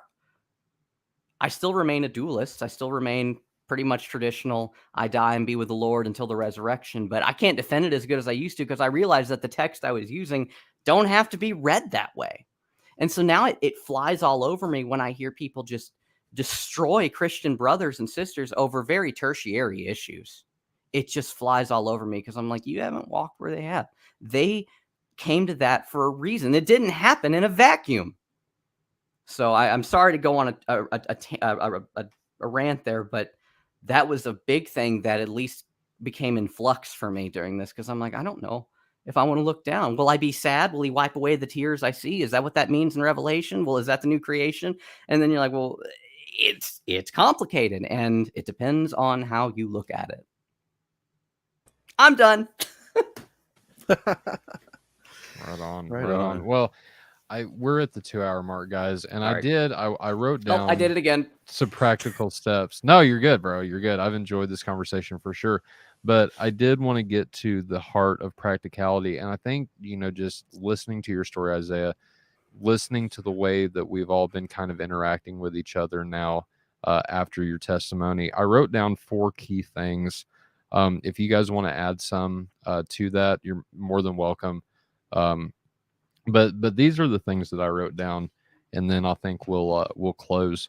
But first of all, humble yourself. No, and I think these apply to any kind of suffering that you're going through. It doesn't necessarily have to be a medical condition, I really think these can be applied to anything, to be perfectly honest. But first of all, I wrote down humble yourself instead of being bitter or angry. Number 2, don't get distracted, but love rawly or unconditionally. Number 3, appreciate the little things. And number 4, seek a counselor or other professional help if need be. Amen. Yeah. And not to be like corny there, right? But hearing Seek what help. you said about your counselor, Please seek Isaiah. help, all of you. Yeah. Hearing what you said about your counselor really, inspired me, because so many people, including myself at one point, have blown that off, or will say, I don't need help. Mhm. Y'all, we all need help at some point in our lives. Period. End of subject. And what better person to go to than someone who deals with whatever you're going through daily?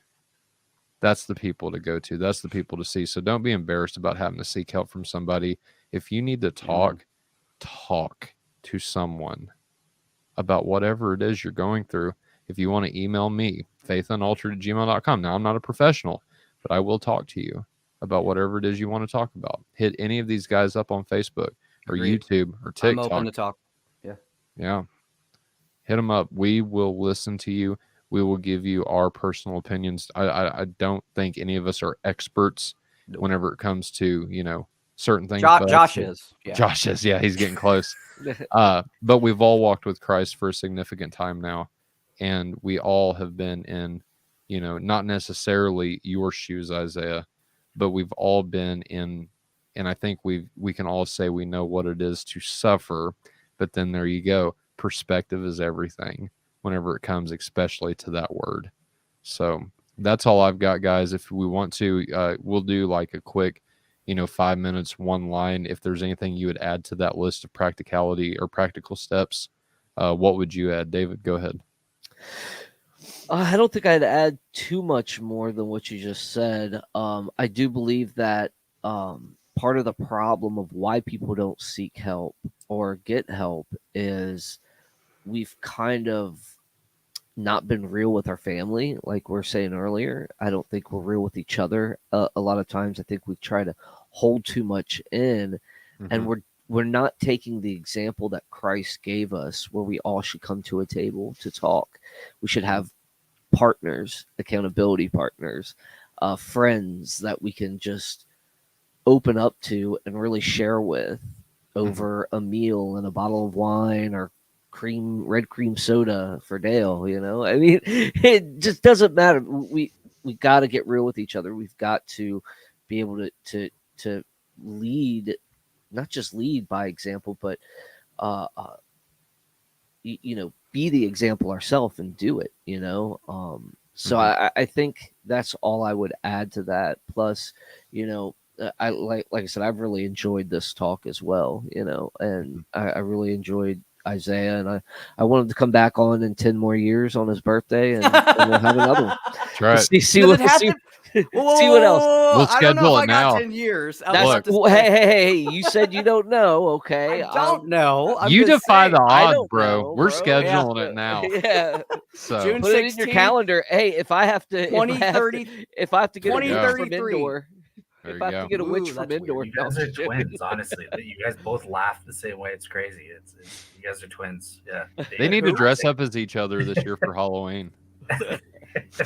There you go. We'll do an Halloween special. I have David Burridge and Isaiah Russell join us for this Halloween special. Oh, Lord. Dale, what do Actually, you? Go ahead, Isaiah. Go ahead. I did a Halloween special one time with Chris Date and CJ Nice. Cox about talking about physicalism and the afterlife. It was really fun and enlightening because we all kind of felt differently about it. Yeah. So you got anybody ever want to spar about that? I'm in. Okay. Fair enough. Fair enough. Oh, we're actually doing a paranormal episode Ooh. on the 30th of this month at 7 p.m. So same time. And we're talking to one of my friends who's a Roman Catholic about that very thing, whether or not Christians go to be with the Lord as soon as they Oh. die. And he I'm would say watching that. no. So if you want to be a part of that episode, let me know. And you always have a seat available on here, bro. So I'm going to say I'm in. Let me Okay. double check, but I'm incredibly interested because Okay. while I remain a dualist, I can argue like a physicalist. Okay, And I fair enough. see why they get there. And like I said, there are comforts to me about that. Mm-hmm. Now I know it's weird because like, wait a minute, you don't think you have to flesh it out. It's not as obvious. It's not as easy, and it's not self-evident either. So And it's not just the Jehovah's Witnesses believe that, so it must be heretical. that is a silly argument. Like plenty of Christian cults believe essentials about the faith that we do, but we don't take it to their lot. I mean, that's just Right. not a good. The slippery slope argument has its place, but I think it's overused. I will shut up because I'm going way too long. No, you're good, bro. I like to talk we theology, agree. by the way. I know I just talked about cancer and suffering for 2 hours, but I can get in the theological ring.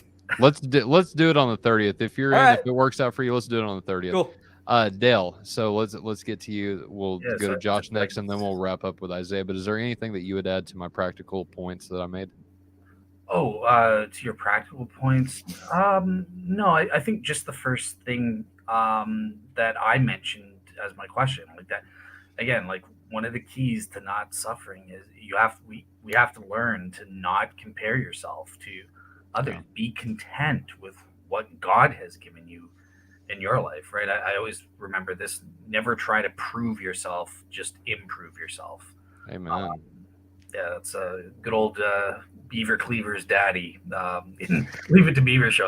For some reason, that line is, since I was a kid, I watched that show back when I was a kid, and that line is stuck in my head from that show for some reason. So, yeah, that's the one thing I would add to the practical list is you worry about you and God and work on improving yourself. Who cares, whatever's happening with Tyler or David or Isaiah, that's their lives. God's doing what they need to do. You need to do what you need to do. So Amen. Josh. Well, it comes to my mind that there was a part of this that we didn't really talk about, that I don't want to necessarily draw the thing out again, but just to kind of confront I've got it. all night, just so you know. well, just to confront the idea I have in my mind. Mm-hmm. Another bit of practical advice that might seem a bit lofty, but just take it for what it means. Live as though it were on purpose, because regret is an ugly monster, like for real. Mm-hmm. And I think that if we see anything out of this story that we've heard tonight, it's that sometimes it can be constructive to recognize how finite we are, because it can motivate us to live on purpose. Yeah. Something like that. I like that. I really, really like that.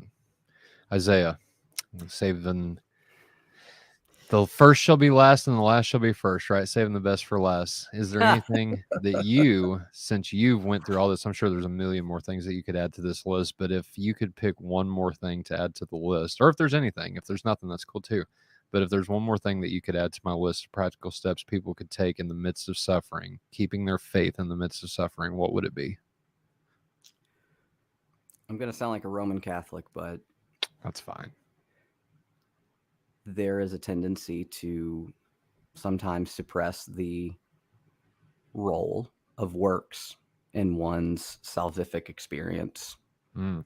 And I think one of the best things I've ever done during the suffering was being available and trying to help someone else. Takes your mind off your own hurt. It doesn't always Yes. work out. Sometimes you're too sick to get out of bed. Mm-hmm.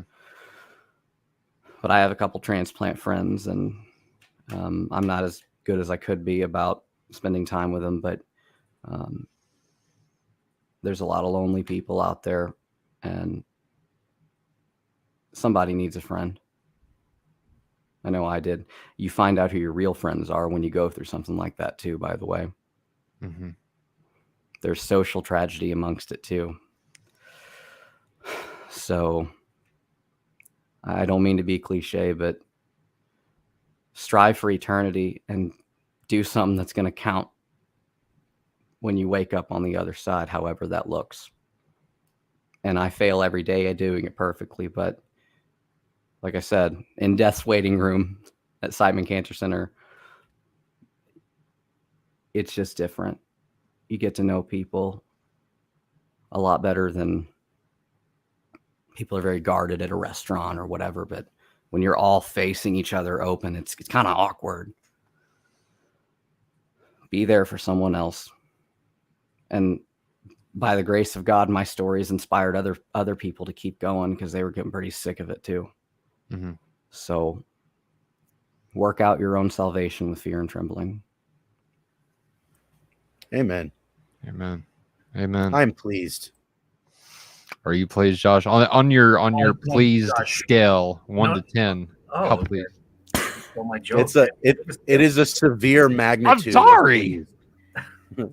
It is a very severe magnitude of pleased. You're gonna come up with a whole bunch of different adjectives I see in the future. I am exceedingly pleased. Hey. describing how pleased you are during the Guys, feel episode. free to add me on Facebook, Josh, and Yes. message me. And we don't always have to get together on Faith Unaltered. Anybody who just wants to hang out on video chat, I love to do this. I'm immunosuppressed. I can't do a whole lot of huge social interaction. This is one thing This you is can this do, is though. really good for me. I like it. Good. So sometimes Chris Date and I'll just video chat. Sometimes, who else did I do that with? I made a friend for my podcast. He's actually a Unitarian. That was hard, but he's a really awesome guy. Like, man, there's a lot of people in other states that I have closer friends in other states than I do in my own state. And I kind of hate that, but it is what it is. So hit me up is what I'm saying. So where else can people find you, Isaiah? Is there any place else? You said you had a podcast. Plug that if you want. I will send you the link. It's on Anchor that kind of got bought out, and it's called Spotify for podcasters or something. It's called Depends on How You Look at It. Okay. You can also find me on youtube.com/Isaiah Burridge. I post guitar videos. It's not really a Christian apologetics channel at the moment. It's mainly like, here's a new riff. It's just kind of a hobby. You can find me on Facebook. You can follow me on Twitter, Isaiah Burridge.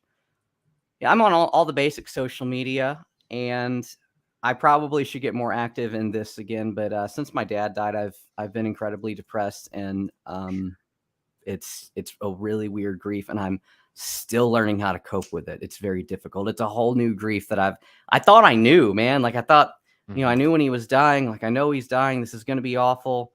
But I kind of was cocky, like, okay, but I've kind of been through this kind of stuff in the last few years, but it's not. I didn't know. It was wrong, silly. This morning, it was my birthday, and like, it's my first birthday without him. And I just I cried as my wife was giving me a birthday present. I'm like, what is this? Where is this coming from? And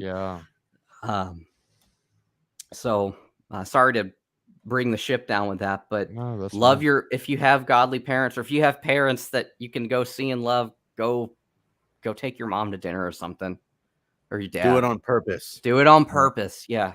Surround yourself with friends and family. And that goes for you too, Isaiah. And especially in this moment of grief, surround yourself with friends and family. That's what I've found to be most helpful during any kind of grief that I've been faced with. So, but all right, y'all, thank you all for watching. And to the people who are still sticking around, thank you so much. Please make sure to like, share, subscribe to Faith Unaltered. Put your comments in the comment section. How do you deal with keeping your faith in the midst of suffering? We would love to hear from you. If there's something we missed, if there's something we didn't talk about, put it in. We're like, I think one of the guys mentioned it tonight. If we haven't tonight, we definitely have on other shows, but we're always learning, right? We learn something new every single day. And so we want to hear from you. How do you deal with suffering, and what do you do to keep your faith in Christ in the midst of the suffering? Next week, we've got our good buddy Dane Von Ice to actually, I think this might be the first time in a long time that we've all talked about something that we agree with. That's great, right? But we're talking biblical archaeology next week. And so we're going to talk about some of the more recent finds that they have found and some of the bigger finds that's been found within the last decade or the last 20 years. So that's going to be fun. 7 p.m. Eastern time next Friday night. And then the time after that, so that would be the 30th. We've got my good buddy from Evansville, actually, a couple miles, about 40 miles down the road. Same town that Braxton, Hunter, and Jonathan Pritchett have their school in. And so he lives in that town. And Nicholas Soliner is his name. He's a Roman Catholic, and we're going to be talking about the paranormal, especially with He was on ghost demons. CSG before. He was on CSG before. So I loved having Nick on. So yes, we will be doing that the 30th. We have been promoting a debate. I will let David tell you the details about that. It has been rescheduled, though. We confirmed that this week. That debate between David Russell and Louis Dazan over Intercession of the Saints has been postponed. David, do you want to tell our audience about that? Yeah, we're doing it on July 21st instead. With all the craziness in life right now, it was just wiser to be able to give it the attention that I needed to give it to extend it a little bit. So we're going to be doing that on July 21st. Okay, right on. Dale, do we have any new Real Seeker stuff? Yeah. So I guess next week, I'm going to be on S.J. Thomason's show, continuing on with the Shroud series there. So, other than that, I'll be doing the show on biblical archaeology, which I'm really excited about because that's a topic that I'm interested in personally. So, that will be a great one. Right on. And guys, just in, so y'all know Pastor Samuel Frag. I saw that. He just messaged me. He says, and I'm going to butcher this last name, but George Michaelopoulos. I don't know if I got that right. George Michaelopoulos, an Orthodox Christian who Sam believes is a journalist, has informed Sam that he would like to debate Sam on the subject of Constantine. That, for those who missed it, for those who don't know about it, we had a debate last week, last Friday. If you haven't seen it, go check it out. It was over 3 hours long, but we had a debate between Father Jonathan Ivanov, Pastor Samuel Frag on the topic of Mary. I asked them questions about Mary where they each stood on different perspectives, and we talked about some hymns that the Orthodox Church sings in regards to Mary, and we discussed the meaning of those hymns within an Orthodox context. Excuse me. It got a little heated. But other than that, it was a good debate.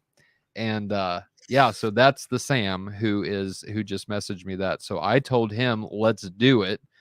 So be on the lookout for that. So the subject of Constantine. But other than that, y'all, Isaiah, I just want to give a huge shout out to you. Thank you so much for coming on and talking with us. I really appreciate it, brother. And anytime you want to do either part 2, come on the 30th. I want to hear both, like either the physical side or even the traditional side, the dualist side. Whenever it comes to that, I want to see how you and Nick specifically engage with that. So it's going to be a fun, good little topic. But y'all, until next time, good night. God bless. Stay like Christ.